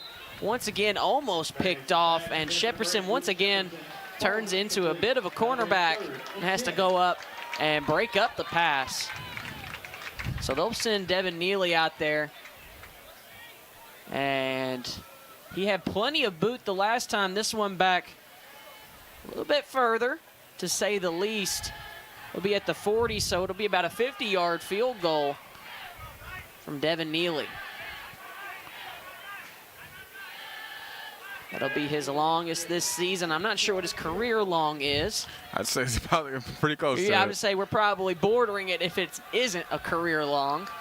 There's the snap, the hold. It's got the boot, and he's got it. Okay. Neely tacks on 3, a 50-yard field goal from Devin Neely will cut the deficit just a little bit to an 11-point ball game as the Tigers trail the Eagles 28-17 at the half. Tigers have looked pretty solid for the most part. A couple big mistakes. Javion Tucker has just been lighting them up on those routes. Yeah, by the way, huge from Neely right there. That was a really big field goal for us. We needed that going into the half. But again, we're just are giving up a lot of stuff right now, making a lot of mistakes on each side of the ball, and that's giving Faulkner a lot of opportunities to, put points on the board, and that's what they've done. They've capitalized on a lot of those mistakes. So we have to shore those things up and see if we can make this a closer game in the second half. Tigers defense has struggled a little bit. There's a lot of runs as well being stopped. Styles Hughes broke away for the one big run and then the 2-yard run to punch it in. But uncharacteristically, this Faulkner offense has moved to a pretty big passing game, and they have it kind of confuzzles me a little bit as to why they haven't been a passing team. Their wide receiver core is so big, and they've looked so talented so far. They've been in games to where they kind of had to resort to the passing game a little bit more, maybe than they wanted to. But here, they even came out to pass a little bit, but was also able to set up the play action because they're known for being a running team, and they run the ball pretty much a lot. So they've taken their shots. They've made some really big plays, given it to their guys on the outside, and they've come up big. I think the irony of it, too, is that we've called them a rushing team, but they only average 77 rushing yards a game. Right, not a lot. So as much as we've called them a rushing team, a ground and pound team, they have thrown all through the air, and they average actually very little. Yeah, I think to me, I think they're just balanced. They want to stay balanced in their play calling. They don't want to they want to run, and they're patient with that, but I think they use that to set up their play action and their passing game. And obviously we saw that with some of the double moves that they made, the quick just play action, really bang play action where they're faking the handoff, the quarterback's dropping his hips and just finding those slant routes across the middle, and they've just been wide open. I mean, that has to be the adjustment at halftime for sure, and finding a way to defend a little bit better when it comes to that. we'll step away. Well, I'm going to actually send you on television coverage to homecoming festivities down there on the field. For radio coverage, stay right here. We'll have more halftime coverage coming up after this short break. You're following Fighting Tiger football on the CU Sports Network. Being escorted by Campbellsville University President Dr. Joe Hopkins. Representing the freshman class is Miss Priya Lachea. Priya is a freshman psychology major from Italy. She is a member of the women's golf team and the International Student Association. In 5 years, she plans to be living here in the States, getting her master's and starting her career as a mental health coach. She is being escorted tonight by Kevin Lachea. Congratulations to our 2022 freshman attendant, Priya Lachea. Representing the School of Education is Miss Mary Jane Wilkerson. Mary Jane is a sophomore elementary education Welcome major back on from radio Washington coverage County, Kentucky. of She is also Fighting Tiger football. Homecoming a student activities commuter assistant and an active member of Delight. In 5 years, she plans to be teaching in an elementary school classroom where her students will call her Miss Mary Jane. She is being escorted tonight by Mr. Matthew Miles.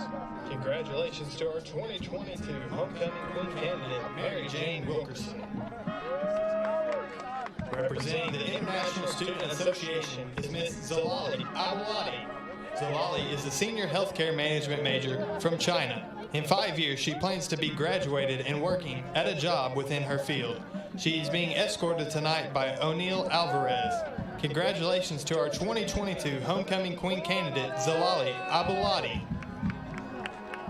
Representing the Kentucky Association of Nursing Students is Miss Addison Sutton. Addison is a senior nursing major from Vine Grove, Kentucky. She is also a former member of the women's tennis team and a presidential ambassador.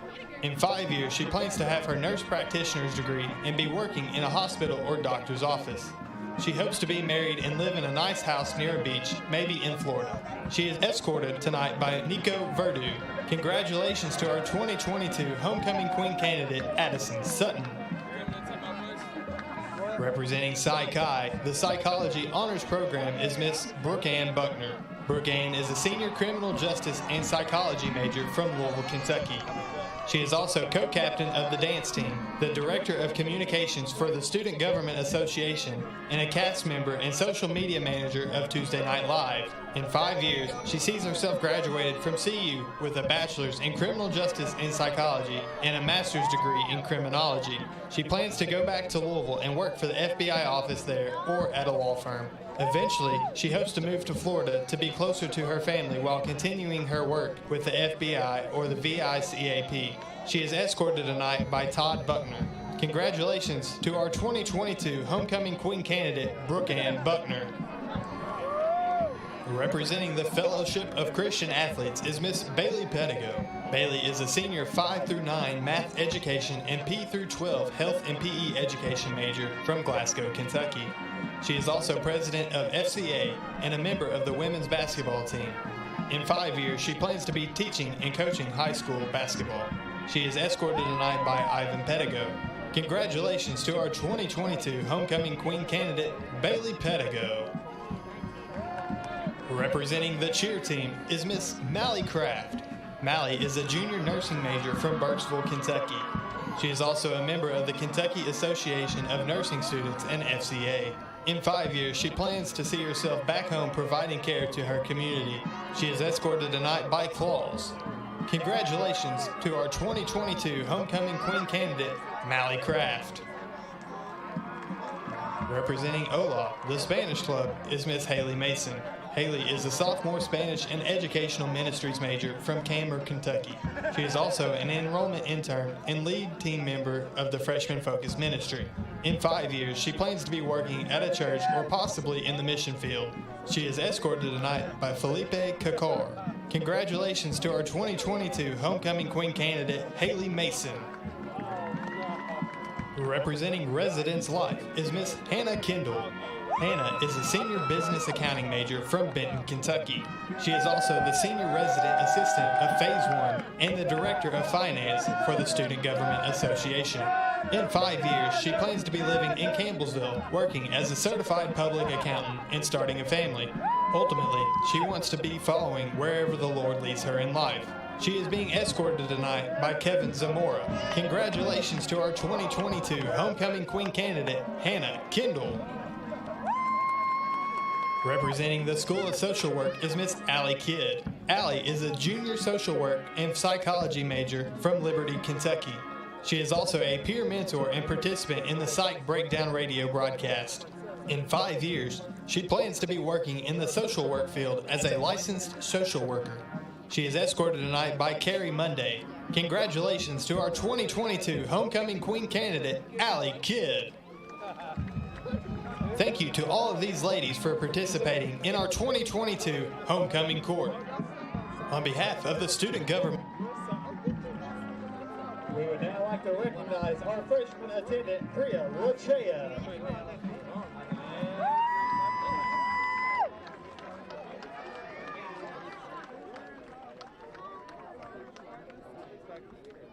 And now the moment you've all been waiting for. Our second runner-up is Miss Bailey Pedigo.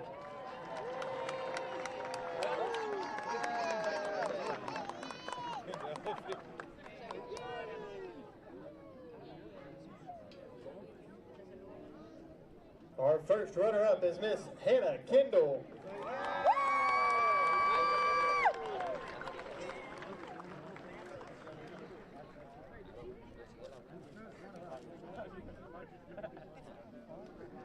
And the 2022 Campbellsville University Homecoming Queen is Miss Brooke Ann Faulkner.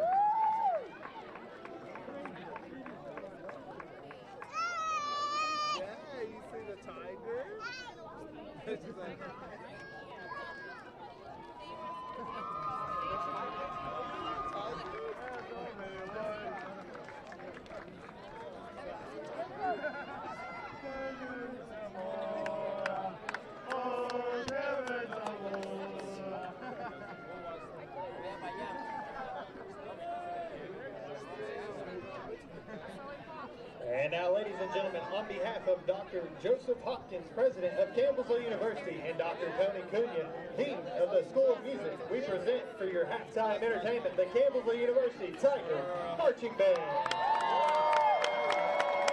The Tiger Marching Band is under the field direction of field commander Taylor Trent, and the band president is Caitlin Clark. Director of bands is Dr. Corey Bonds. Assistant director is Mr. Clark Hunt.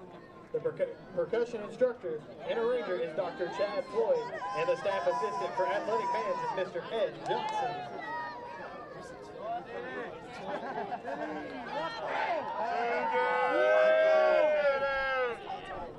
This season, the 30th anniversary edition of the Tiger Marching Band gives play to one of the most admired and legendary Fab Four in all of music history. In the 1960s, John, Paul, George, and Ringo brought global Beatlemania. Tonight, the Tiger Marching Band brings the music of the Beatles to the field with Come Together.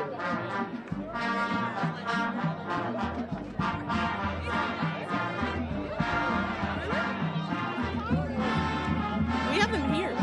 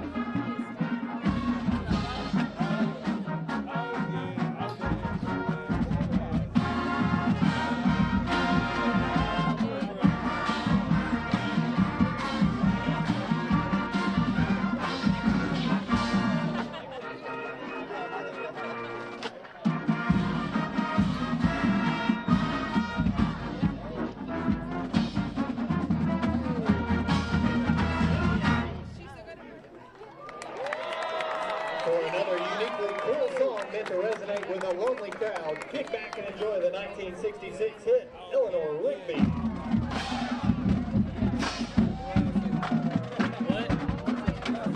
I don't know if I want to put like.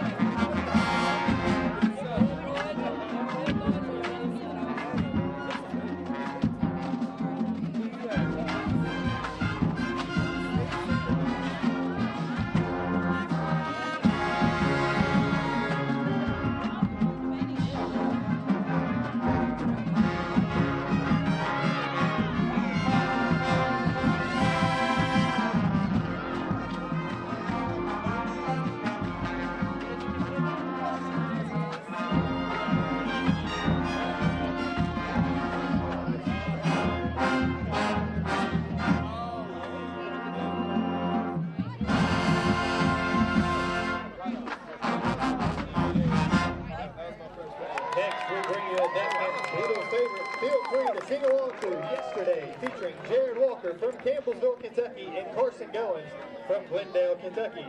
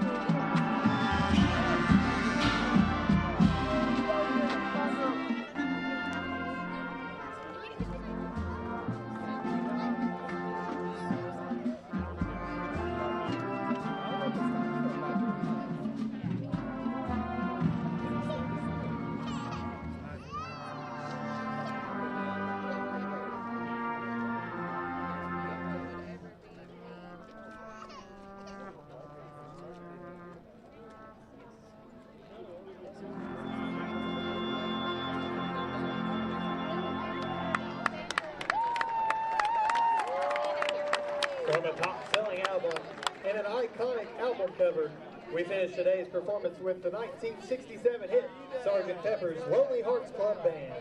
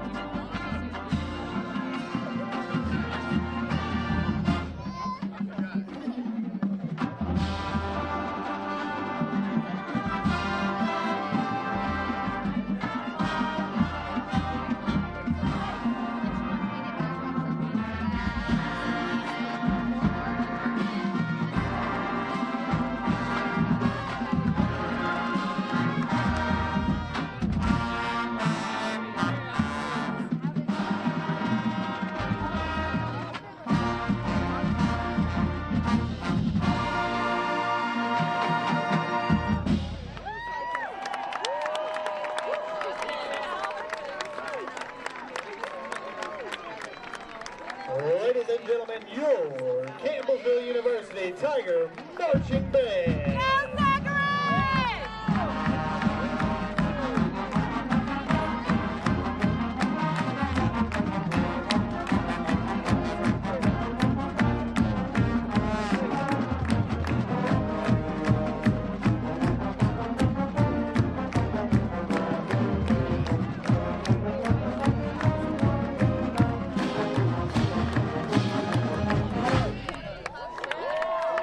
And now let's hear that Tiger drum line.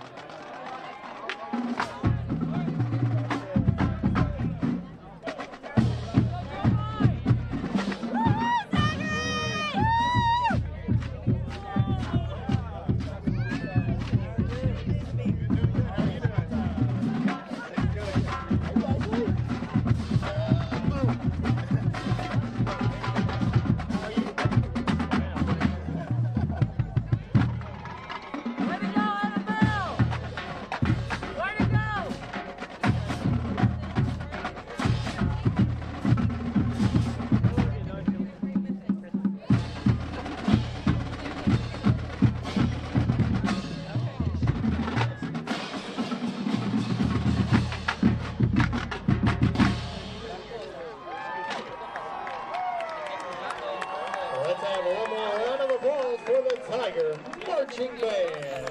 It's a dad. Every day is a challenge.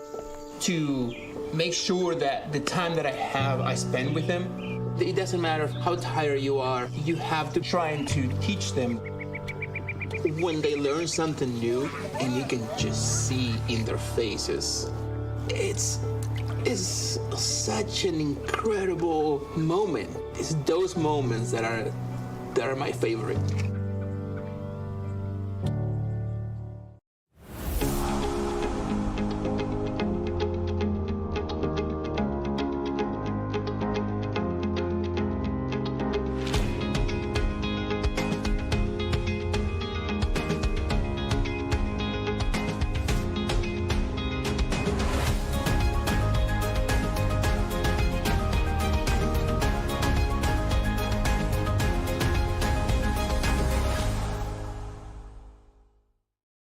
Hey, Bobo, do trees tell each other stories? I'm sorry. I'm afraid I don't know that. Hey, why don't we go find out? Listen. Do clouds take naps? I couldn't tell you. Dad, do stars visit their friends? Look!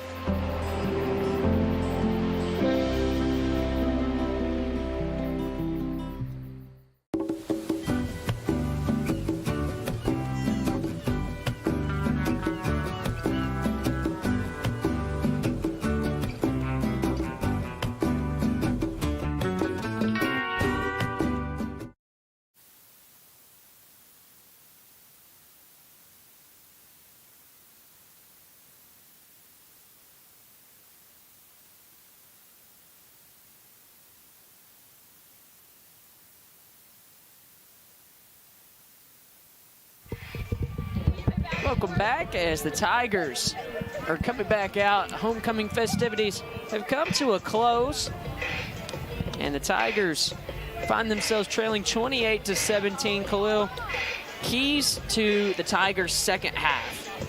Offensively, I just want to see us take a little bit more advantage of the passing game and seeing what we can do there. There's some seams that are open, I feel like, and doing that early as well. I want to see some more drop-back passing instead of some rollouts, and then also incorporate the screen game, the run game around that, and see what we can do that way. It's 28-17. It's still a long game. I want to see us take some more shots and see what we can do.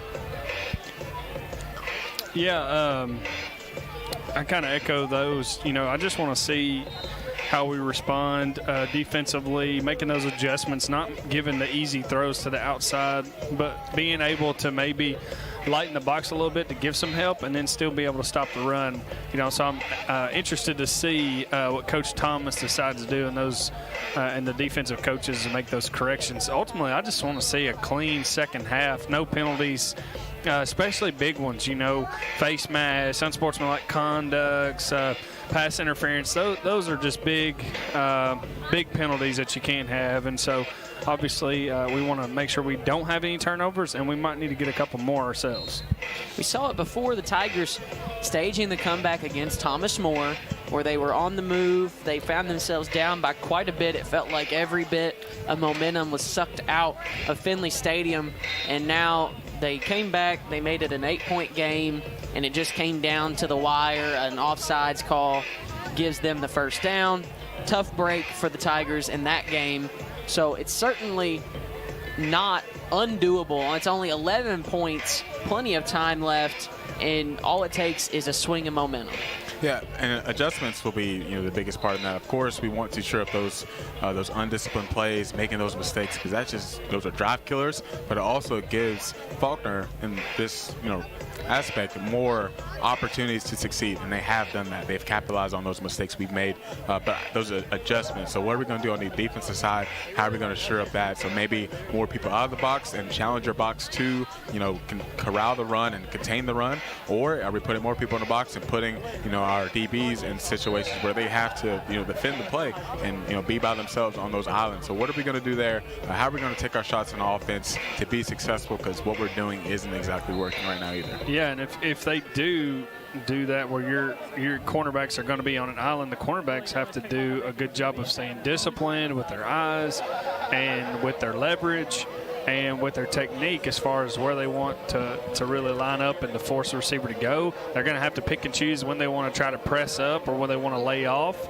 And so it'll be interesting to see the chess match for sure. And, you're down 11. It's not a – that's no big deal in football, but you have to come out defensively. You have to get a stop right here on this first drive. You can't give up any points. So the Tigers will have to come back out, try to make the adjustment.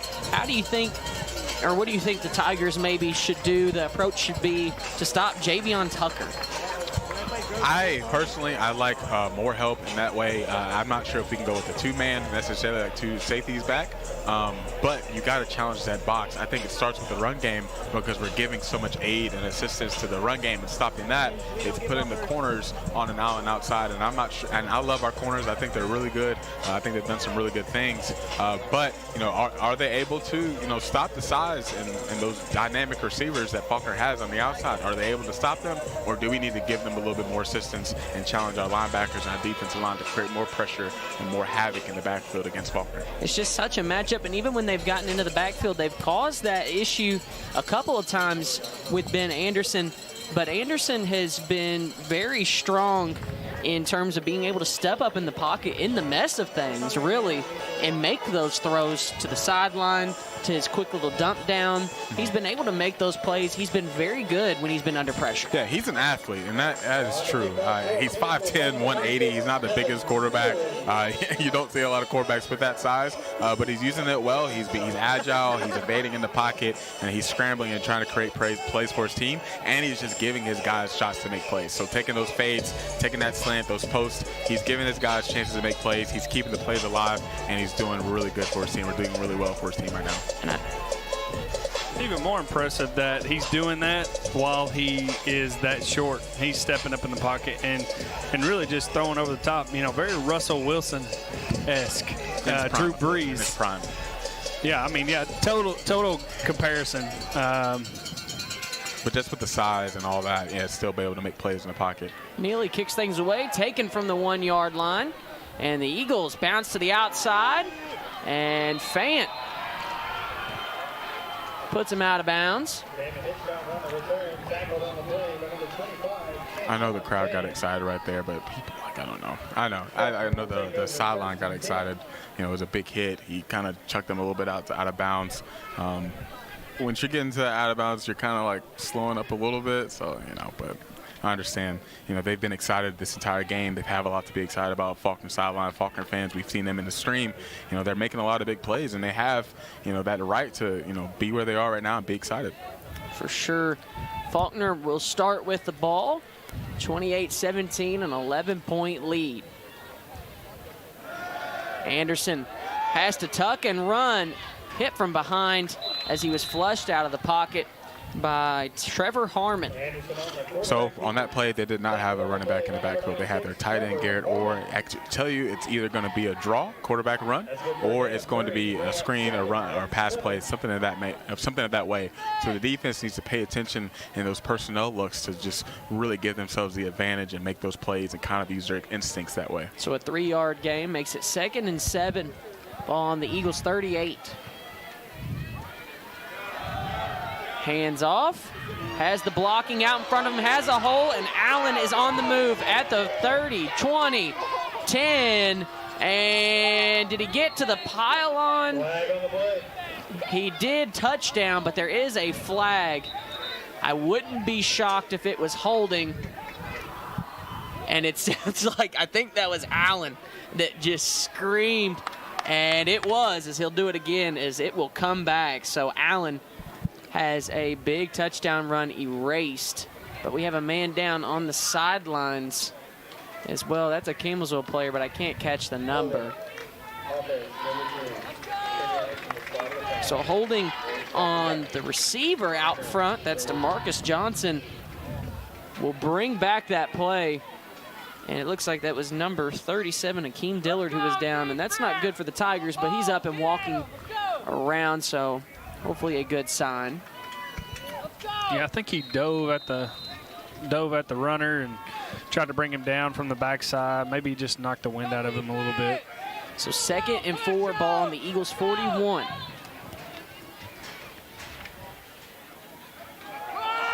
Go back to the handoff, has the hole, and good piece of tackling really from Dante Knox to go low, and that's exactly what you want to see. You can't tackle a running back that's getting downhill on you. You can't wrap them up top. You have to go for those legs, and he did that perfectly. From Faulkner right there, they do, we talked about power running, traps, counters that way, but they also do some one-on-one man blocking, so it's man against man right there, and you saw them win that rep. So 1st down, and they are in Tiger territory now.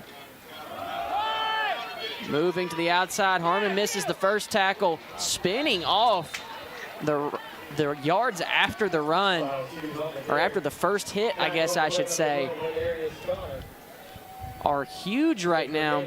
That's number 24, Styles Hughes, who has been huge in the run game. 57 yards and a touchdown so far.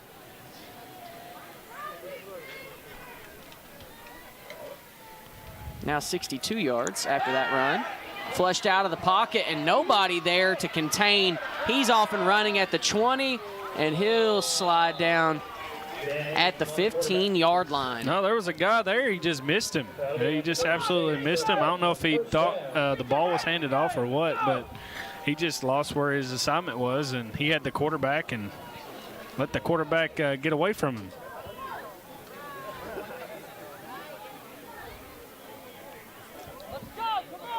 The Eagles come out. Hughes to Anderson's left. He'll hand off. Wrapped up and taken down. And Faulkner is just getting the drives they want to get. We talked about them being a ball control team and really like to run the ball, and that's kind of what they're doing now. They got really big offensive linemen, and they're just putting their size on the defensive line there, and they're pulling, and they're doing a really good job of executing and doing what they want to do. Yeah, I don't think they've thrown the ball in this drive. There's the throw, slant route over the middle to Javion Tucker once again, but Brumfield stops him short of the goal line. So they'll be 1st and goal on the Tigers 2.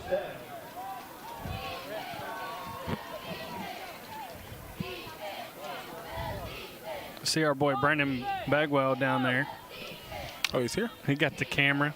That guy. Man's got a camera everywhere he goes. He's doing some big things. Works for the Titans, works for their soccer team down in Nashville, does a lot. So shout out my guy, Brandon Bagwell.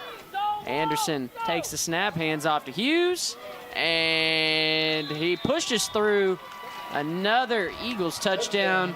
First drive of the half to make it a 34-17 ball game. Yeah, that's what you didn't need, and they just whipped us. on that drive up front. And they score, and that just is the one thing that you don't need coming out of the locker room is to give up just a long drive for a touchdown. And again, no passing that drive at all. I mean, they tried to at one point, yeah. The one pass to Tucker, down yeah. in the end zone there, but man, just a lot of running, and even then, that's a play action right there, getting the ball out quick. If we're going to give up that slant, safety has to come down and be ready for that slant right there. So an 18-point lead for the Eagles as we go to our first break of the half. 35-17, Eagles lead. 11:22 in the third quarter. You're following Fighting Tiger football on the CU Sports Network.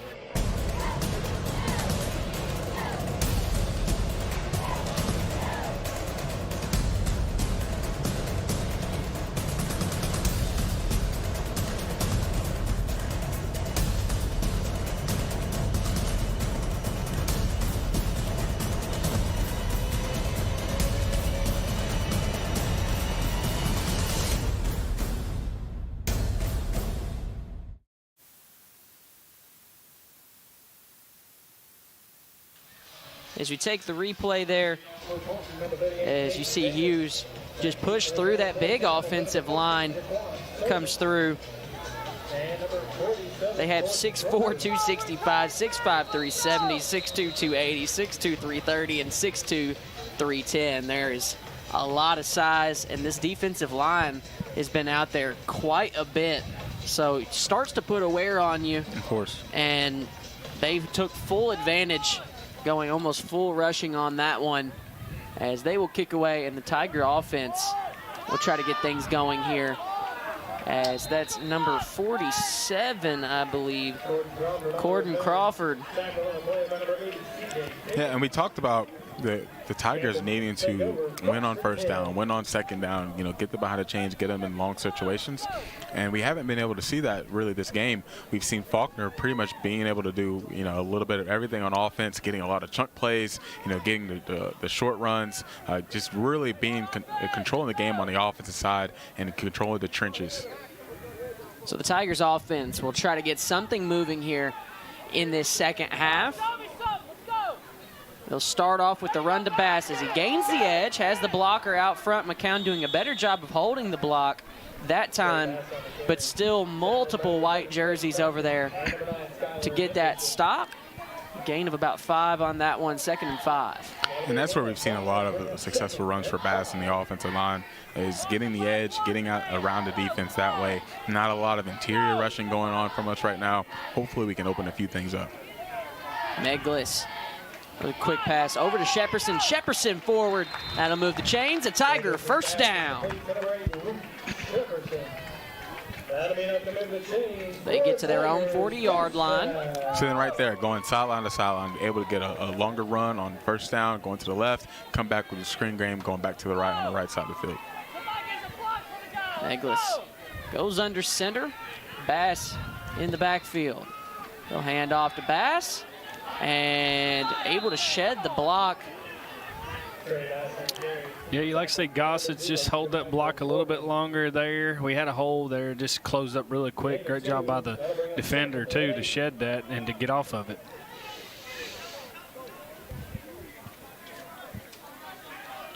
Meglis in shotgun. We'll have Bass to his left. He'll roll to his left. Throws, has sideline, but well out of bounds, carried McCown out. So an incomplete pass, 3rd and 8. Yeah, refs missed a false start on Bass right there. He flinched a little bit. Thankfully they didn't see it, but still not able to complete the pass right there, even getting saved. So we'll see what the Tigers come up with, 3rd and 8. Zach Cole comes off the field.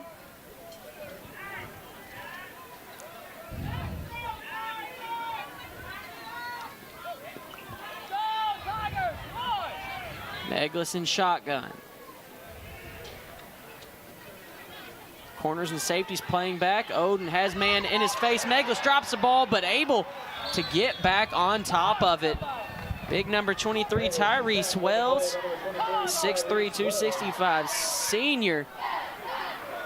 Gets back to Meglis quick and drops him. Also put a lot of weight onto him as he came down. Yeah, and I think Nicholas felt that, kind of limped off the sideline. He's on the sideline right now, kind of bending down. I think he's kind of feeling the strength from the defensive player right there, trying to gather himself. Grabbing that midsection. I can't blame him. That's a lot of weight coming down on top of you, especially when you're trying to grab onto the ball. You're falling onto the ball as well. Not much given it. That ball skied. And takes a bad Tiger bounce. So uncharacteristic out of Lopez.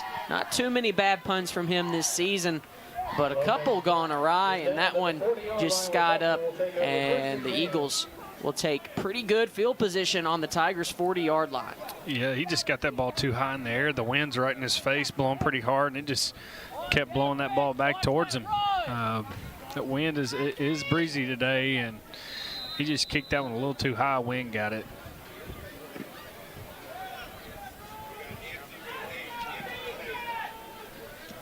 Empty set. Just drops back in the pocket, looking downfield, has all the time in the world. Flushes out. Tucker comes back, and a complete sell as Tucker's at the 20-10-5 and taken down finally. And just unfortunate there, as it looked like there was Davenport running up on it to stop him, but just completely misjudged where Tucker was. I don't know if he had too much speed or what the deal was. He was going for the overthrow. I think he was going for the interception instead of playing the man, playing for the tackle, which is a no-no. Just play the man. Defense, number 25. Half the distance to the goal. I think it's called a personal foul on Fant. So half the distance to the goal. That'll move him up a little bit more as well. And man, Anderson had all the time to throw right there. They keep the H-back right there, number 39, and to block. So they have 6 people protecting that way. It's just we just weren't able to get any pressure. The initial coverage was perfect. We had everything locked down, but he's able to use his legs like he's been doing, and he was able to find Tucker. Had all the time in the world. Now Anderson with the ball on the 1-yard line.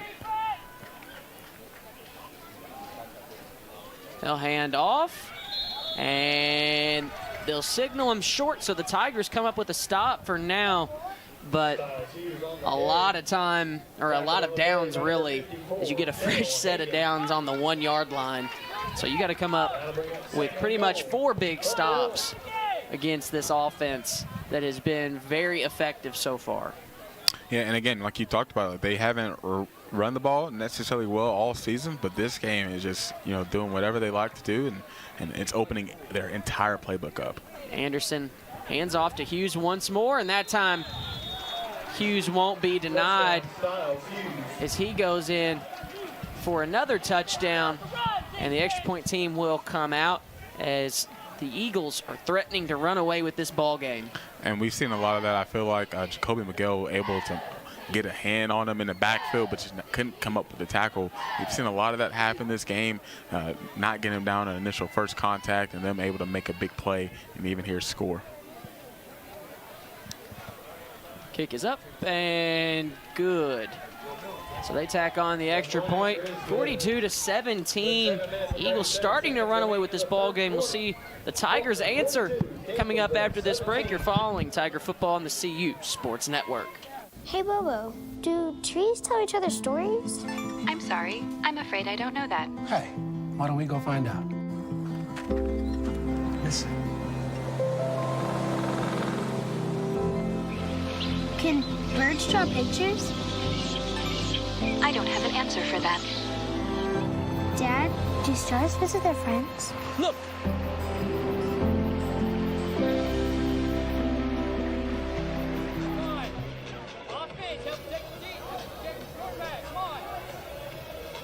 Welcome back. You see that replay of the touchdown run there from Styles Hughes.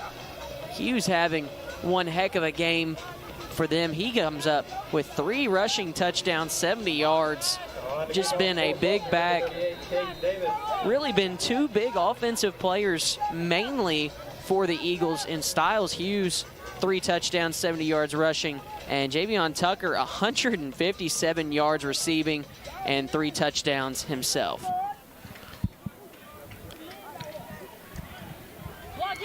They'll take it.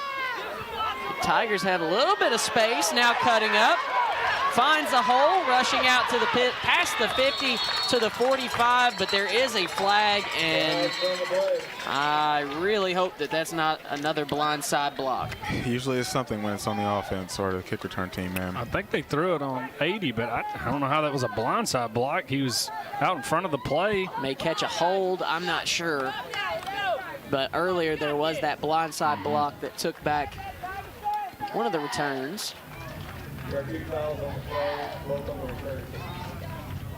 Holding on number 80, Zach Cole, declined.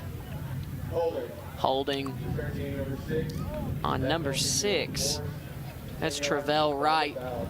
So 10 yards from the spot of the foul, and that one will take the Tigers way back. They were across the 50, and that hold came very early on the other side of the field. So the Tigers, instead of starting on the Eagles' 45, will start on their own 13. And a really big return from Crawford right there, number 47. You know, read his blocks, had a lot of speed on him. Just those calls just hurt. Yeah, the wheels are falling off.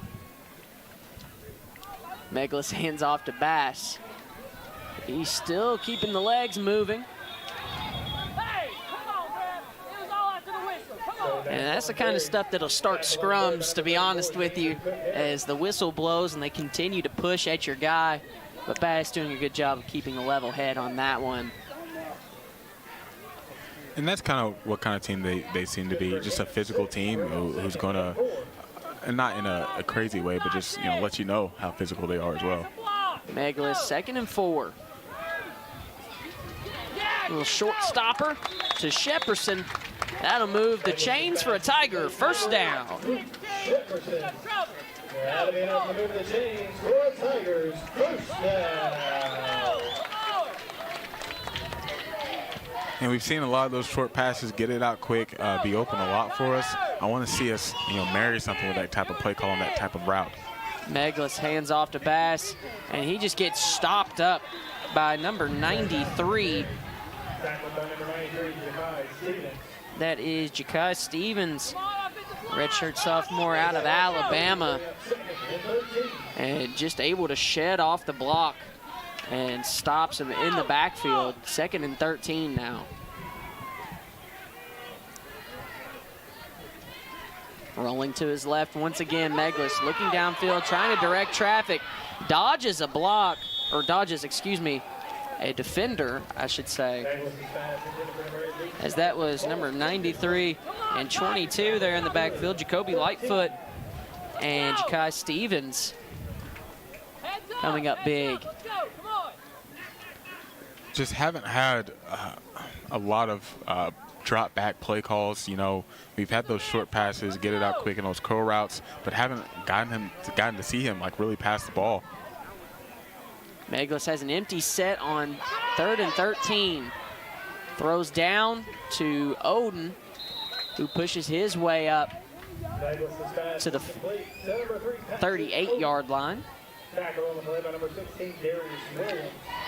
So 4th and short, but the punter will come out on 4th and 3. And the Tigers will once again have to punt away.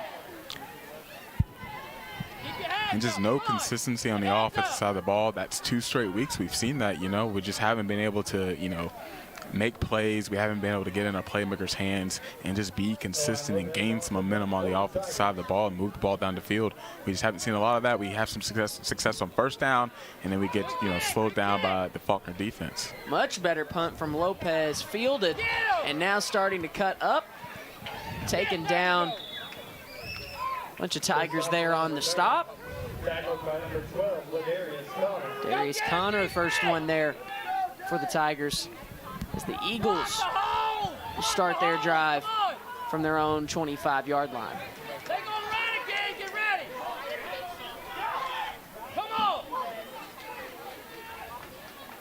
8 penalties on the Tigers for 66 yards. Just too many times they've shot themselves in the foot. 5:07 in the third quarter. 42-17, the Eagles lead. Sends a man in motion. Anderson hands off on the sweep. Cuts back, makes a couple men miss. Now goes back on the opposite side of the field. There's a flag thrown. We might get holding, but he moves all the way out to the 50. What a run from number 5, Sattler Wilson. We talked about it earlier, you know, like blindside block. Blindside block on Corey Dates, a graduate student. Needed that one. But we talked about it earlier, you know, before the game and in pregame as well, just how this team is going to respond to a game like last week. You know, I know we still lost that game, but it was a huge game, and we competed with Lindsey Wilson. We're better than them for a while. I just wasn't able to come up with the victory. So how are they going to respond to that? Either you respond to it like we can compete with anybody, or you come out like this and it's just undisciplined all over the place. Your experience shows a little bit as well. Anderson, it's 1st and 23 from their own 13. Tigers get a good trip up on Cody. And I think we're a very talented team. We have a lot of really good players, a lot of young players as well.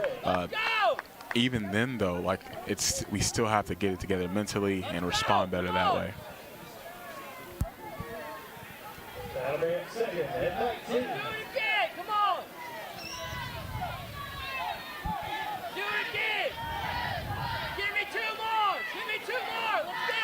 Eagles offense back to his right. Anderson drops back, gets hit as he throws, and out of the reach of number 83, Damon Hitchcock. Good job. I think that might have been Connor who got into the backfield, but I'm not sure.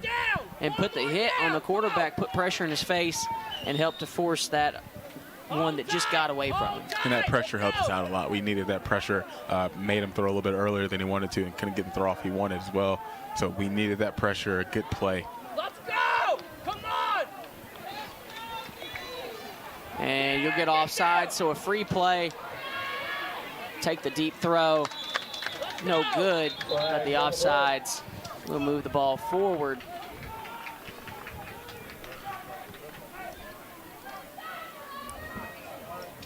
Offside.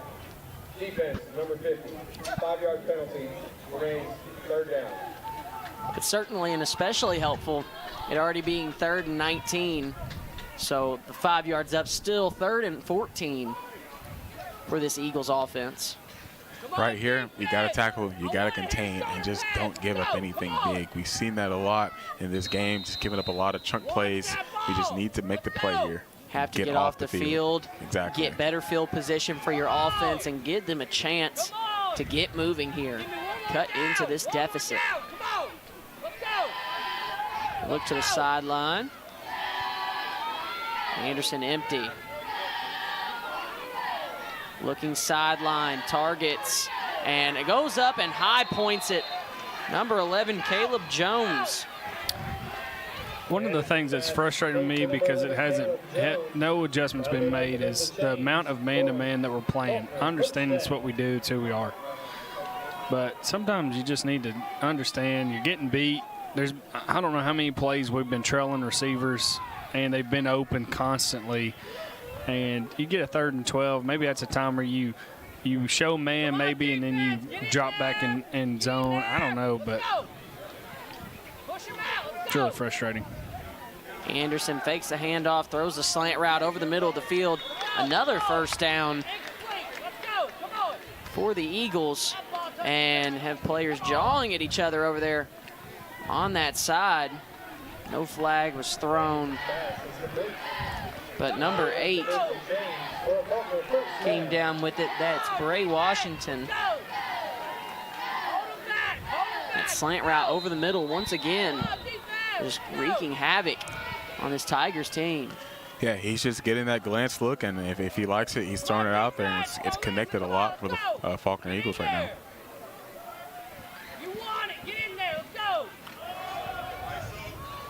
breaks a hole, misses the tackle. Allen spinning away from defenders and taken down by Jacoby Miguel, but another flag comes out.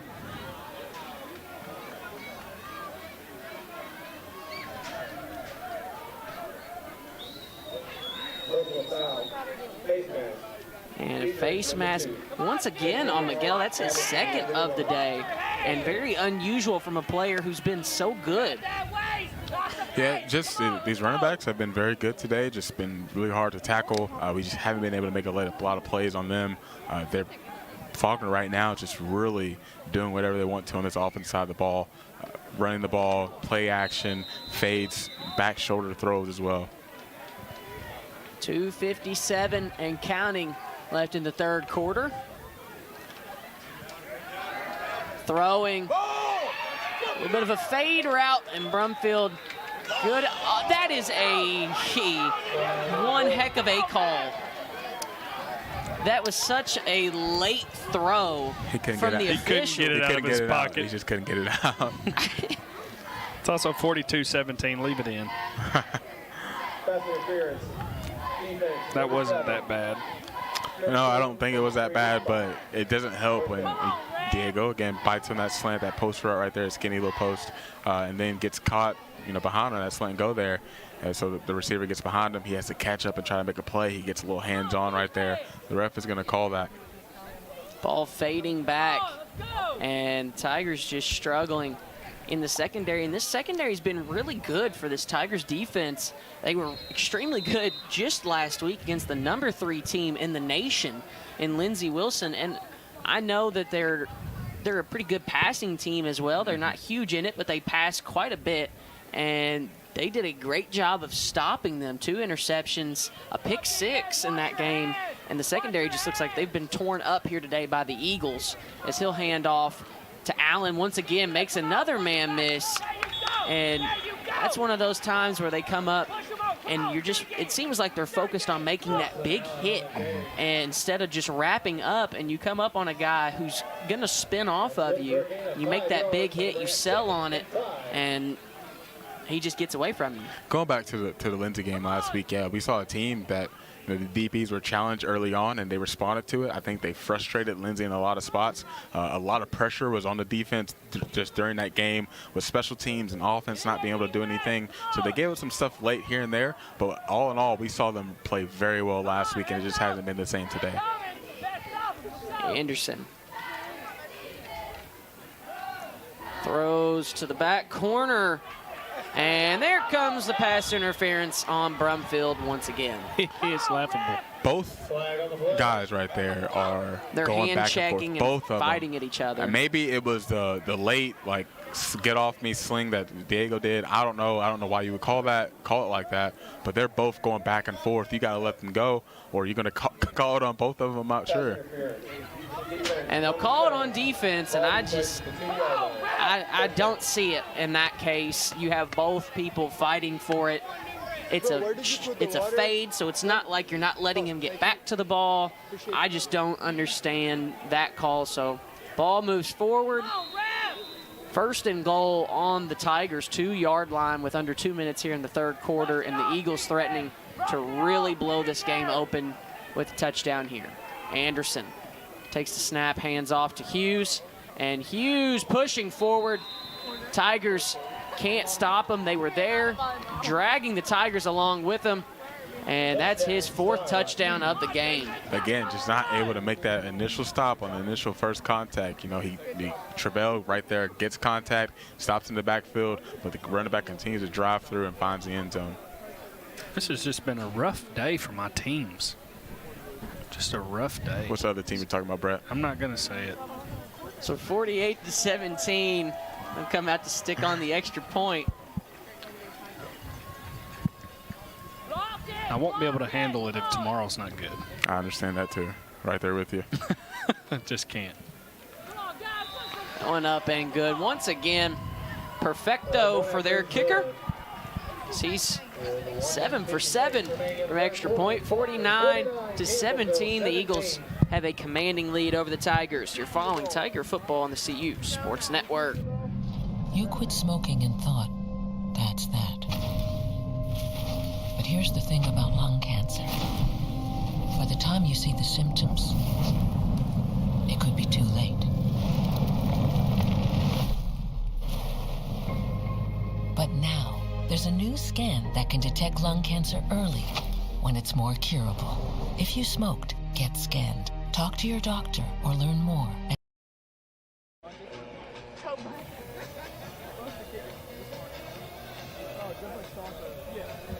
Welcome back.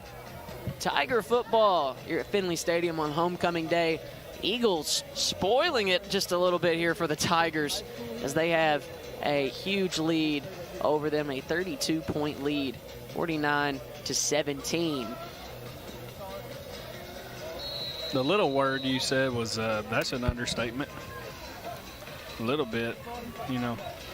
We're getting the doors blown off, and we still have a quarter to play. You know, I think that's what's going to be important is what we do with this next quarter.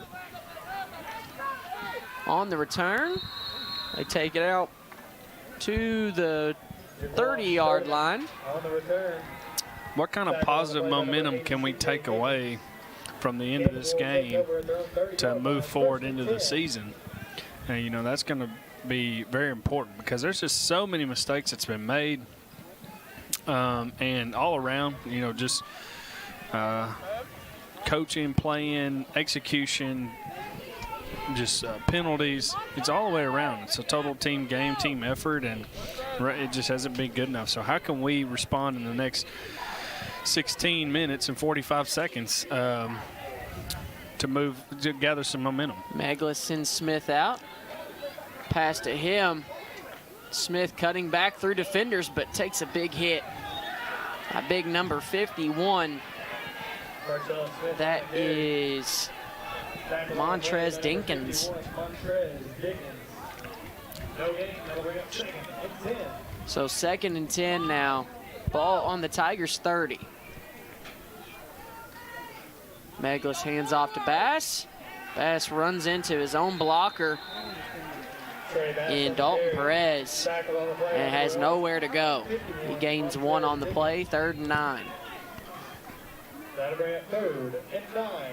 I would like to pass the ball down the field just a little bit. Me too. But also, we're all three in agreement? I think so. Okay. Well, Meglis has 3rd and long. We'll see what they do. He drops back in the pocket, has pressure in his face, throws downfield, and picked off. As number 7, that's Chris Thompson, will pick up his first interception, a graduate transfer from Southeastern University. We say that, and quarterback gets hit while throwing the ball and comes out a little funky. Defender is able to come up with a catch, and I think he might be hurt a little bit again. I think his past 3 games he's gotten hurt in some capacity. Meglis has just taken shots really these past few games. I mean, taking hard hits, just getting ran at, and just goes up and high points it over Shepperson. And honestly, there should be more interceptions than what there has been. I think that we've gotten pretty lucky on a couple that Faulkner has just missed. But as well, we've seen Shepperson turn into a cornerback. I've said that before, where he comes in and breaks up his own pass to keep that interception from happening. So they've done a pretty good job so far of really limiting the interceptions when there should be probably about 4 or 5 in this game. He'll hand off to Cody and slips for no gain as he just gets up to the line of scrimmage. I know we were talking about how we wanted to pass the ball on last drive, and we finally did, and it was an interception. But it's even just passing the ball on earlier downs, because if it's 3rd down, 3rd and long especially, they will know it's a pass play coming, and that defensive line will be able just to not even have to worry about the run.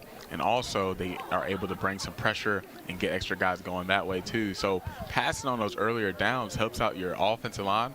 It can help out your quarterback as well, just getting him in the rhythm, giving him some easy passes. And we've seen that with some of those short passes and some of those screens, but not being able to get it out with the rollout and everything else we've been doing. So Eagles let the clock run out here in the 3rd quarter. We head to the 4th quarter. The Eagles still up by 32, 49-17 over the Tigers. You're following Tiger football on the CU Sports Network. Please direct your attention to the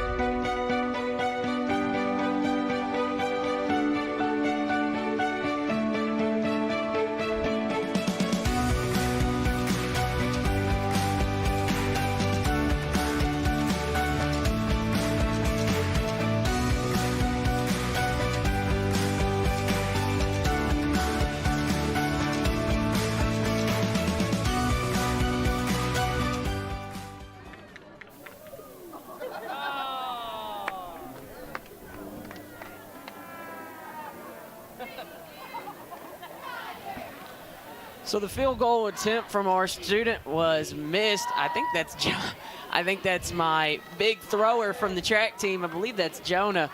So shout out to him. But the Tigers come back out onto the field for defense. 2nd and 10. Ben Anderson out there on the field. Shout out Sean Purnell. We see you very active in the stream. We appreciate you watching, of course, and all the fans and all the Eagles fans who have watched as well. We hope you enjoyed the game in some capacity and just enjoying listening to us as well. Anderson hands off and breaks through Cody. Come on, do it again. Let's keep going. Come on. Also, Jonah is a former, he's a fellow Logan Countyan, so from the same hometown as I am. So 3rd and 1 for this Eagles offense.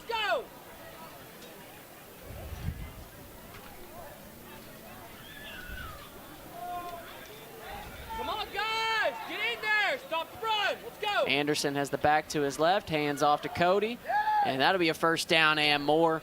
As once again, just making men miss. The Tigers not wrapping up very well and taking care of the tackles.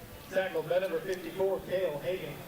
I wonder how long this defense has been on the field this game, because it's felt like an eternity. Well, the stats to look it up, the Brett. possession time for Faulkner is actually less than that for Campbellsville. 21:04 is their time of possession as of the stats right now. And the Tigers actually have about 24 minutes of possession. That just doesn't seem right. Well, and even then, though, there's been a lot of, let's say, chunk plays for Faulkner, a lot of big plays for them. And even on that other drive not too long ago, just driving down the field and being able to really get in the end zone, but running a lot of runs and even only one pass play on that drive. Cody rushed up for 2 yards. Russell took him down. 2nd and 8 on the Tigers' 38. They hand off to Cody. So Faulkner, you'd have to guess, is going to stick to the run game here and just try to keep the clock moving as they find themselves up big in the 4th quarter. They'll push forward 3rd and 6. Come on, let's go. Yeah, so even right now, Faulkner is at 28 first downs and Campbellsville's at 13. It just speaks to you about how they're moving the ball, how they're converting as well. 2 of 6 on 3rd down technically, but they're having a lot of early down successes. They've ran less total plays than Campbellsville as well, but 436 total yards for this offense for the Eagles compared to the 205 of Campbellsville. As Anderson drops back, gets flushed out of the pocket, but makes the throw on the run to Damon Hitchcock. Once again, or I'm sorry, that's not Damon Hitchcock, that's number 80, C.J. Pickens, the senior from Southeastern University.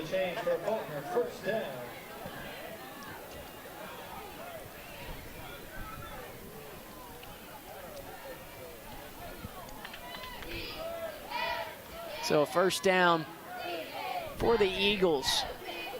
1st and 10, they're moving on the Tigers' 29-yard line.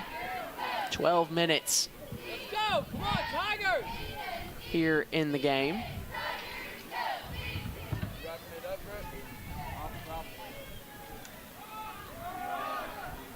And gets away from the first man and stood up, not before a gain of 8. I think this was the theme last season, in that rough season. No, I'm not talking about the game necessarily. Just talking. Colin gave me a look when I said that. But just talking about, trying to end on a positive note and have some momentum, into the game. Everyone knows this, but we didn't have a great season last season. But this season's been different. But we're back to this point, just having to end with some momentum and really get some stops here and get the ball going. Anderson hit as he throws.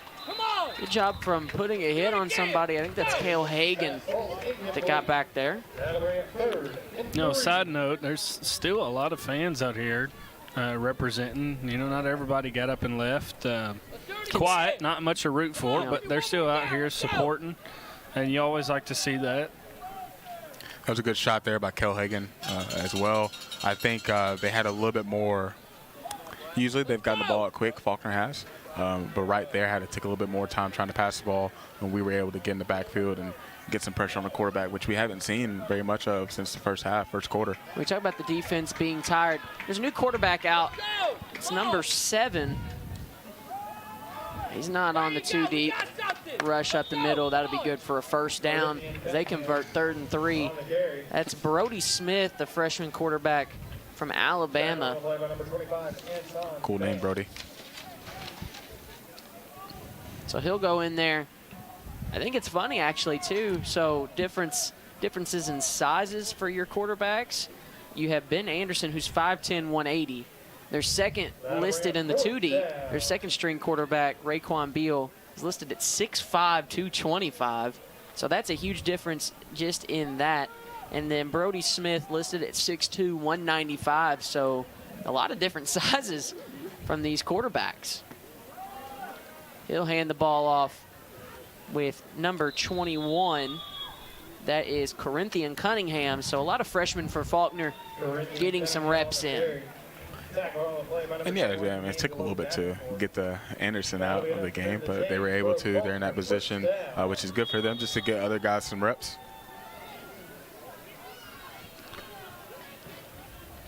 And it looks like a player down on the field, so we'll take a quick break. We'll be right back with more Fighting Tiger football coverage on the CU Sports Network. Worried about your friend but don't know how to reach out? You can say how are you or get a fake tattoo. You can ask with an app if it works for you. You can chat with them in VR. It's so good. If you think you should check in, yeah, you should. Whatever gets you talking. Reach out to a friend about their mental health. Whatever gets you talking. Learn how you can help at seizetheawkward.org.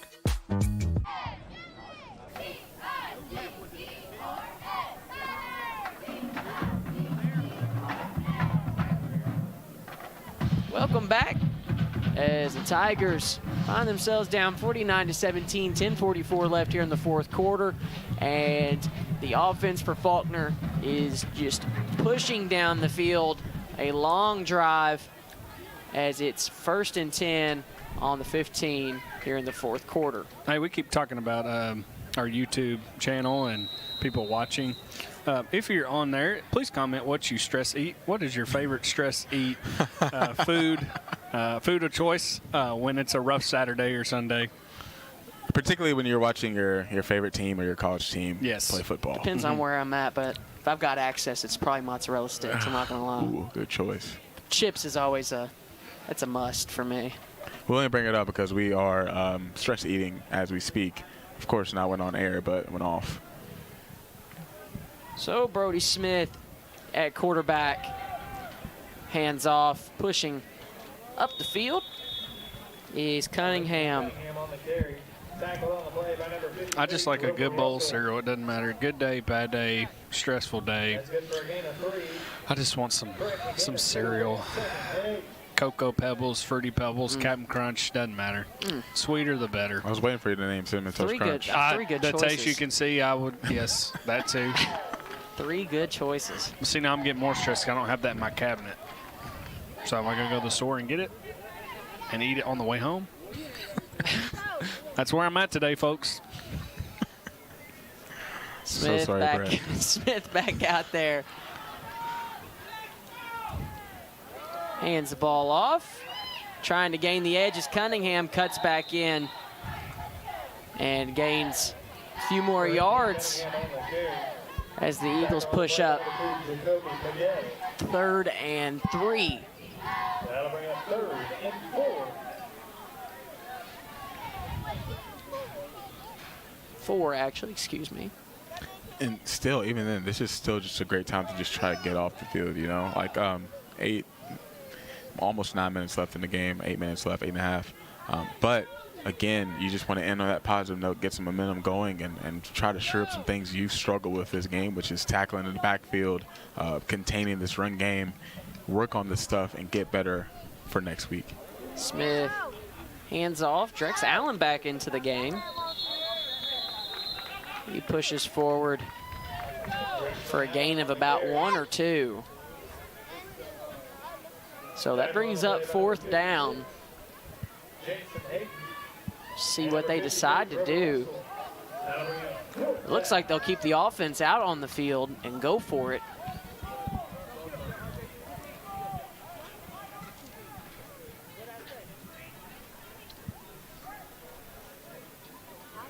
So Smith comes back into the huddle from the sideline. Allen lines up maybe try to his drop right. Offsides here.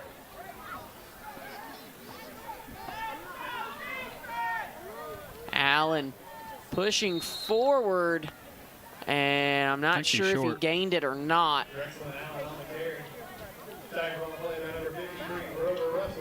Looks like it'll be short, so the Tigers able to come up with the stop on 4th down, get off the field, and give the offense a chance to get going. For sure, much needed right there.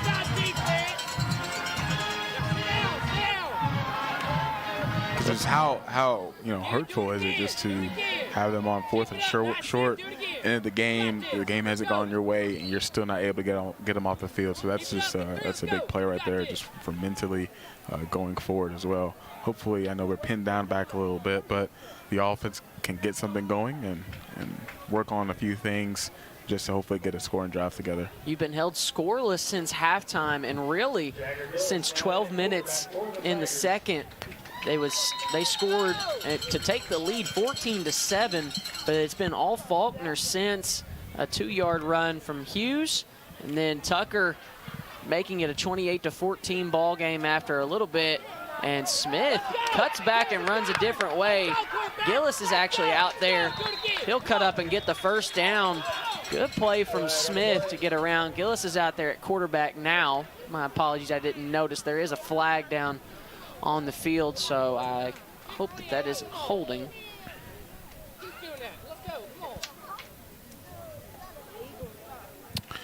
But we haven't scored since the field goal from Devin Neely at the end of the half, and it has been all Faulkner since. Personal foul. Hands to the face. Defense in the 26. 15 yards will be added to the end of the run. Hands to the face, 15 yards added to the end of the run. So that'll help push the Tigers well up to their own 35.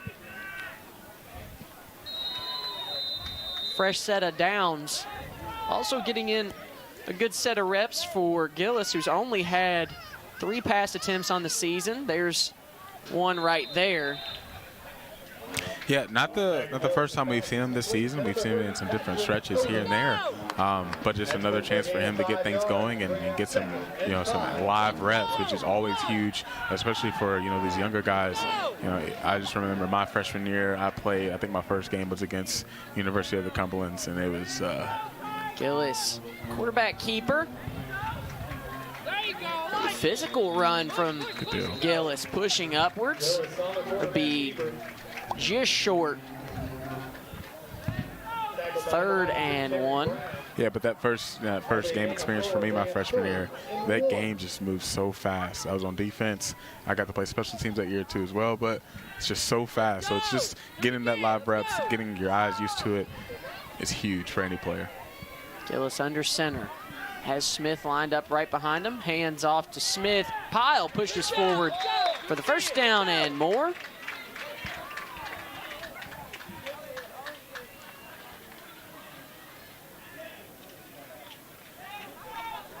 But Gillis was 1 for 3 coming into today's ball game. That one pass was a 36-yard touchdown to Tayshawn Key when he came in. That was back, I believe, in that first game against St. Andrews. Gillis airs one out, wobbly pass, but Seiler lets that one drop. Yeah, it looked like the defender got hands on the ball as Gillis was throwing it right there. Came out a little wobbly, underthrown. Seiler still, that was right there for him. Usually a play that you see him make. He's been a little frustrated today. Hasn't had much action. Those are sometimes the toughest ball to catch when they come in all wobbly like that. Go to Shepperson. Seiler with the block. Shepperson makes a man miss. and gets to the 40. So that'll move the chains, another first down. Right before the play starts, I look to my right and see Brett over there wearing the shades, I guess to hide the pain a little bit. It's a rough life. Hang in there, brother. I'm hanging for 5 more minutes. 5 minutes and 46 seconds. Then I'm going to go crawl under a rock and cry. Seiler down. Looks like he's letting the arm hang. Hopefully the shoulder isn't. Yeah, it kind of looked like his shoulder might have popped out. Dislocated, but taken into the tent. Gillis. Hands off to Smith, but Smith wrapped up and taken down. Jamichael Montgomery has been huge on that defensive line today for Faulkner. Yeah, I mean, this has been a good defense, and, you know, they've done a really good job, especially stopping runs in some spots. I just wish we would have seen some more from the offense in the passing game and just taking a few shots here and there. We got a lot of short games and a short passing game with a few hitches and some screens, but we never really saw that shot deep. Gillis. He'll air it out to Pope. Until now. That one just out in front of him. Too late. That'll bring up 3rd and 10. Like we mentioned earlier, this is where you have to be careful. Defense is probably expecting pass, so they're dropping back in coverage. So you want to be careful so you don't throw this one away. An empty set. 5 out for the Tigers.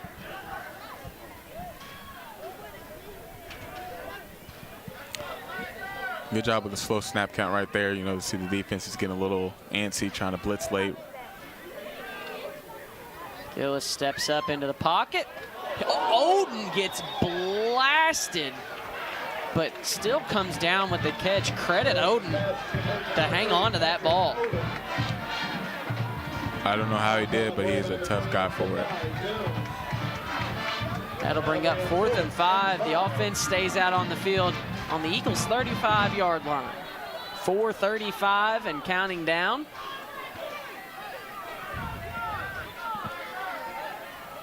They're giving you the sticks all day. Quick hitter, give it to Shepperson. He'll cut back inside, make a few man miss. Tackle comes from behind. That's Morgan once again. They've been giving first those down for the Tigers. 7-8 yard sticks and hitches and just right over the middle all game long.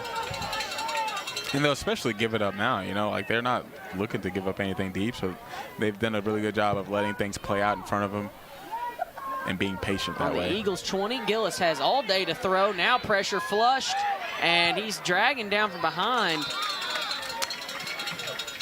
They're not going to call a horse collar tackle? I saw his hand wrapped up on the back of the pads. It doesn't matter if he brought him down by it or not. If he grabs him there and he's holding him there. But Gillis still able to gain a few yards off of it. 2nd and 7. Empty set. Looking to the left. Another quick little curl route will move the chains for the Tigers. They have 1st and goal. That'll be enough to move the chains for the Tigers. 1st down.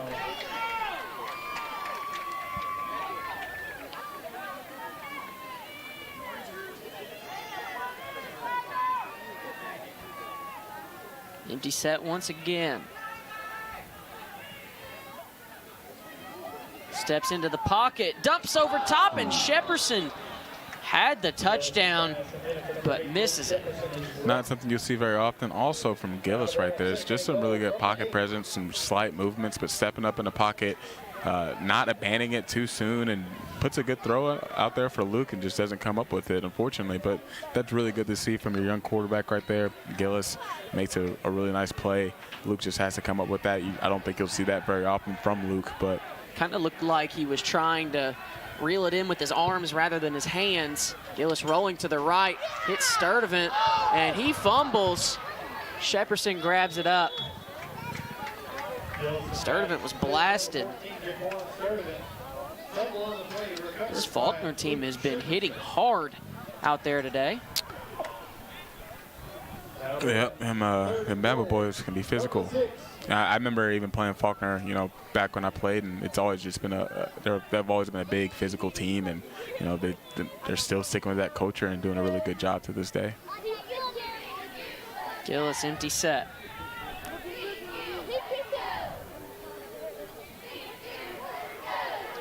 Throws, tries to find back end zone, but throws it well too high.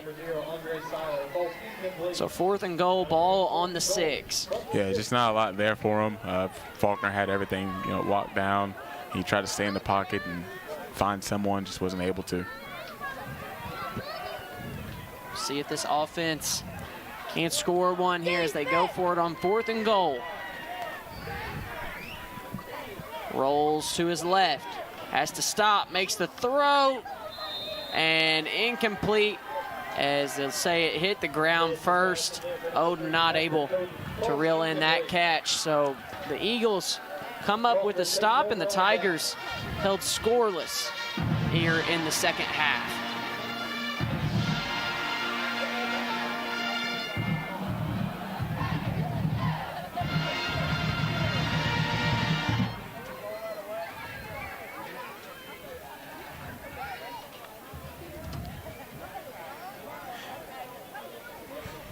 Expect Faulkner here just to run the clock out, but hopefully can just get another stop and just don't let them get too much going in the game on a positive note in some way.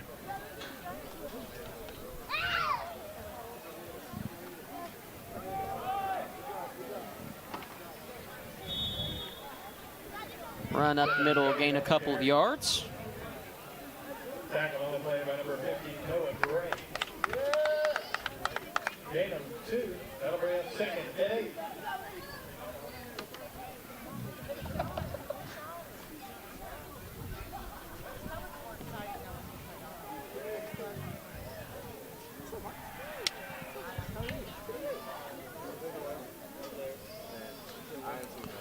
So 2 minutes and counting down as the Eagles will look to slowly drip this clock away here in the 4th quarter. 49-17. Smith hands the ball off to Cody. Timothy Cody on the carry. Tackle on the play by number 12, Ladarius Connor. That'll bring up Looks like and 5. President Joe Hopkins is over there with the band. Certainly a friend of the band. Yeah, he's a very engaged president here in his early stint. He was over there with the recruits, and he's down at the pavilion with them, talking to each recruit, getting to know them, introducing himself. So he's a very involved president. He's been awesome to talk to in the few short times I have, but he's been good for us so far. Got the chance as the Eagles will pick up the first down and take it out to their own 20 with a minute left here in the ball game. That'll be enough to bring the change for Faulkner, first down.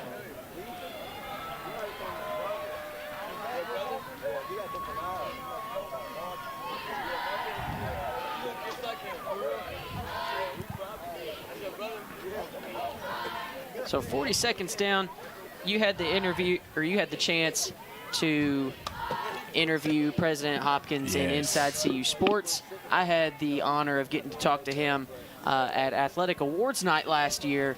Just somebody that really bleeds maroon.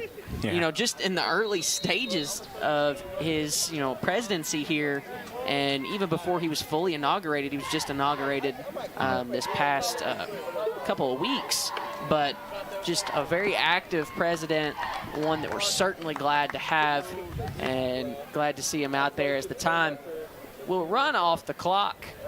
49-17. The Eagles take the victory.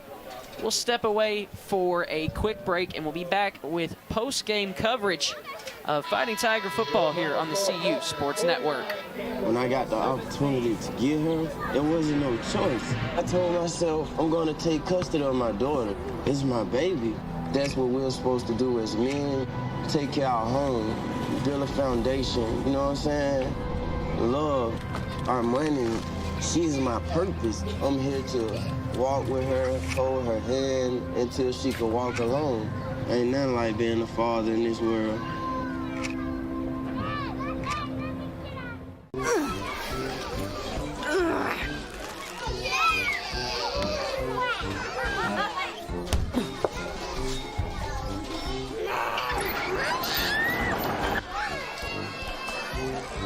If you love them enough to crawl into a play place to get them to come down,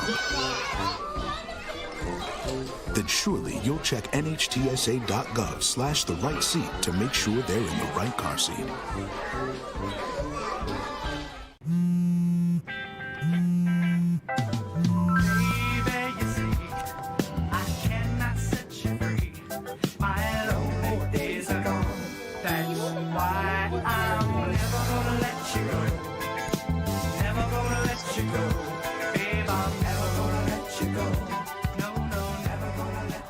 Here you go.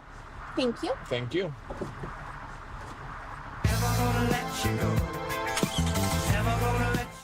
When you look at the number of disasters in the U.S., chances are every area will deal with some kind of emergency in the next decade. And between school, sports, and social lives, chances are you won't be with your kids when it happens. Will they know what to do? Ready.gov/kids has the educational tools and information to make the conversation easy. When the time comes, chances are they'll feel prepared, not scared. So talk with your family today.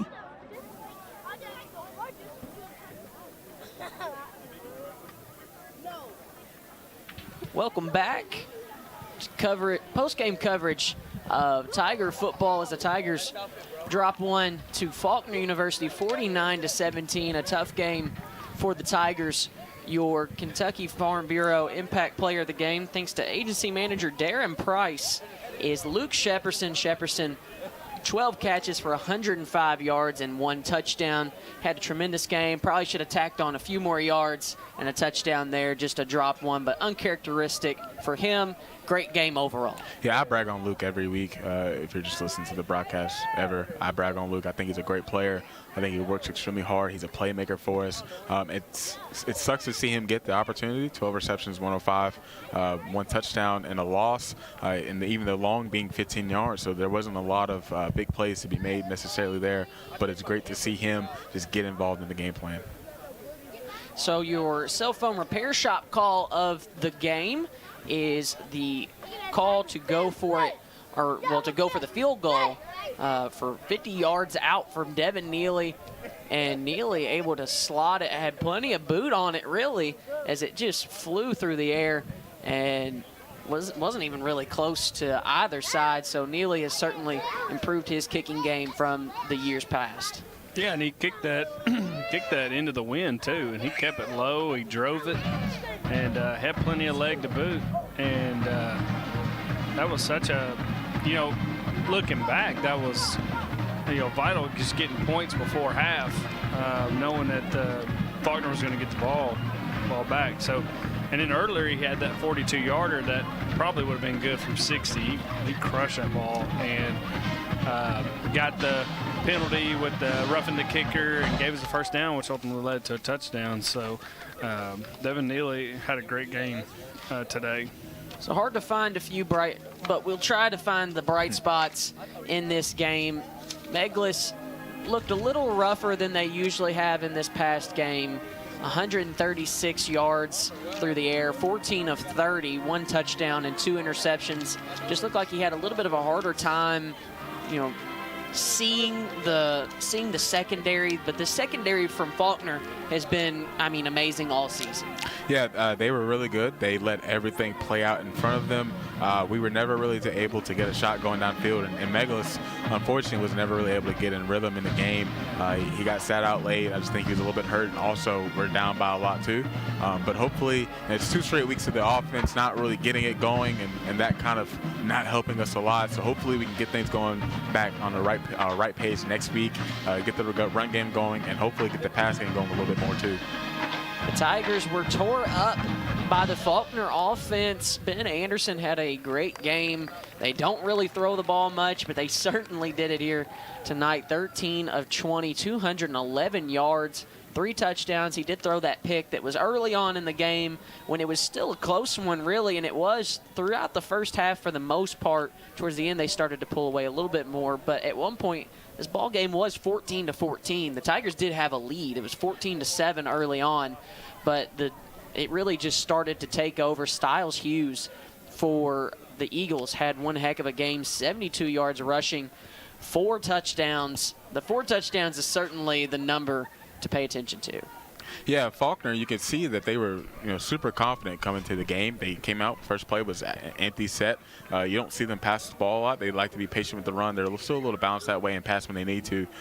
But, again, I feel like they came into the game and thought there were some things they could exploit in an RPO game, just some double moves from the receivers, and also those 2 big receivers on the outside, just be able to try to exploit those mismatches, what they think were mismatches as well, and they were able to do that also on the offensive side of the ball. So they pretty much did everything they like to. They were able to get some long runs, some chunk plays, some long drives. So that offense looked really good today. Anderson looked really good for them, controlling the offense and just being super comfortable even after that interception. Yeah, and the Tigers Campbellsville just didn't make any adjustments as far as like giving up one thing or like, living to give up one thing to stop another. It just seemed like whether Faulkner wanted to throw it or run it, they did it with ease. There was no stopping the nosebleed. It just whatever they wanted to do, they did. There was no adjustments. But going back to what you're saying, some positive things. One of the things was just how the offensive line I felt was getting pushed early in the game. We were having some really good running lanes. So I think that's a positive to take maybe to next week, and that you understand how important the offensive line is and winning that battle at the line of scrimmage, and they were doing that early. So we'll step away and take a quick break. When we come back, we'll have head coach Perry Thomas on with us for his post-game thoughts. You're following Fighting Tiger Football on the CU Sports Network.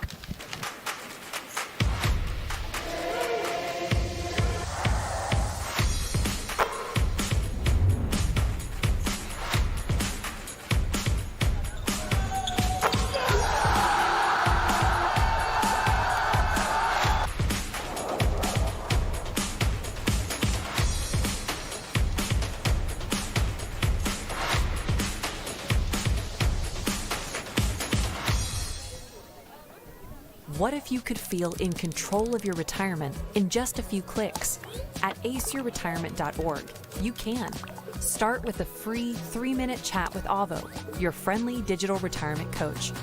Just answer some simple questions like, how do you feel about your ability to save for retirement? Or in how many years do you want to retire? To get free action items customized just for you, get your retirement back on track at aceyourretirement.org.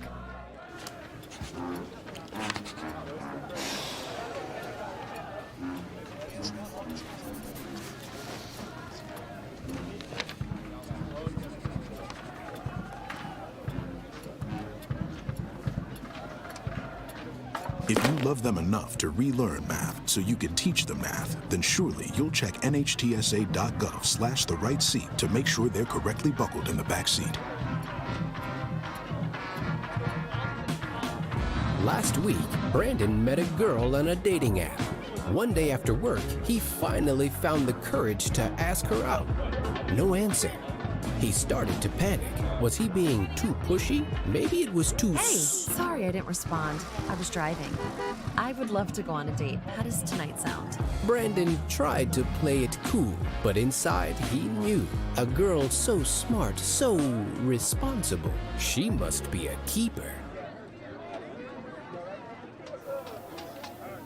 Welcome back to Fighting Tiger Football. I'm here with head coach Perry Thomas for our post-game interview. Coach Thomas, a tough one on homecoming.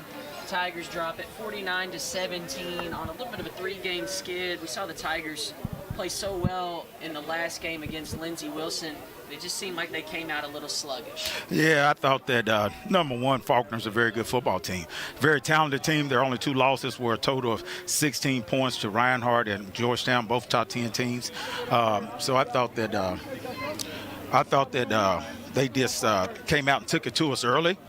and got a spark early that got them going, but also thought that we played sluggish. I think part of it's playing number 3 last week so well.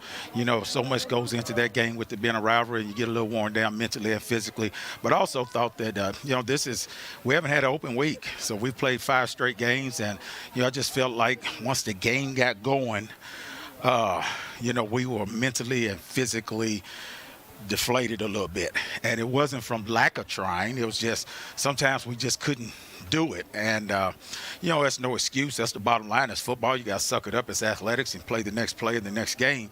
And against a team like Faulkner or anyone in this league, if you have a little lower, you're going to get pounded. And, they got going, got a spark, and took advantage of it. Faulkner was really physical today. We usually see them as a ground and pound team, but today they went to the air. It seemed like a lot more in the early goings, and they took real advantage with Javion Tucker, but that's a tough guard, 6'4", 203. That's a big wide receiver. He had 157 yards and 3 touchdowns. Well, they didn't do anything, we didn't prepare for. One of those was against our best coverage guy, one of the best covers in the league, and he just had a good day on him, and it happens. We've had good days on people before. Honorary captain today, Stan Warren Huffman, is before your time, but he had great days on everybody. So, it happens, and you can't change your coverage because you got your top guys going out there going against them. They just had a good day. But when you look back at it, they did everything we thought they would do. We knew that they would take some shots on the outside, whether it's the deep slant or the outside route, and we knew that they were going to try to run the ball, run the lead in the counter. We was prepared for it. We just didn't do a good job of it. Part of that credit goes to them. And then offensively, the same thing. We would move the stick some, but we just couldn't finish drives. It was just one of those days where I thought the better team won. They came out hungry to get it done. We came out thinking we were ready, but we were physically and mentally a little sluggish, and you just can't be that in college football. Well, we'll let you go. Thank you for your time. Thanks for coming up here. Tigers drop homecoming 49-17. Thank you for tuning in to Fighting Tiger football coverage here on the CU Sports Network.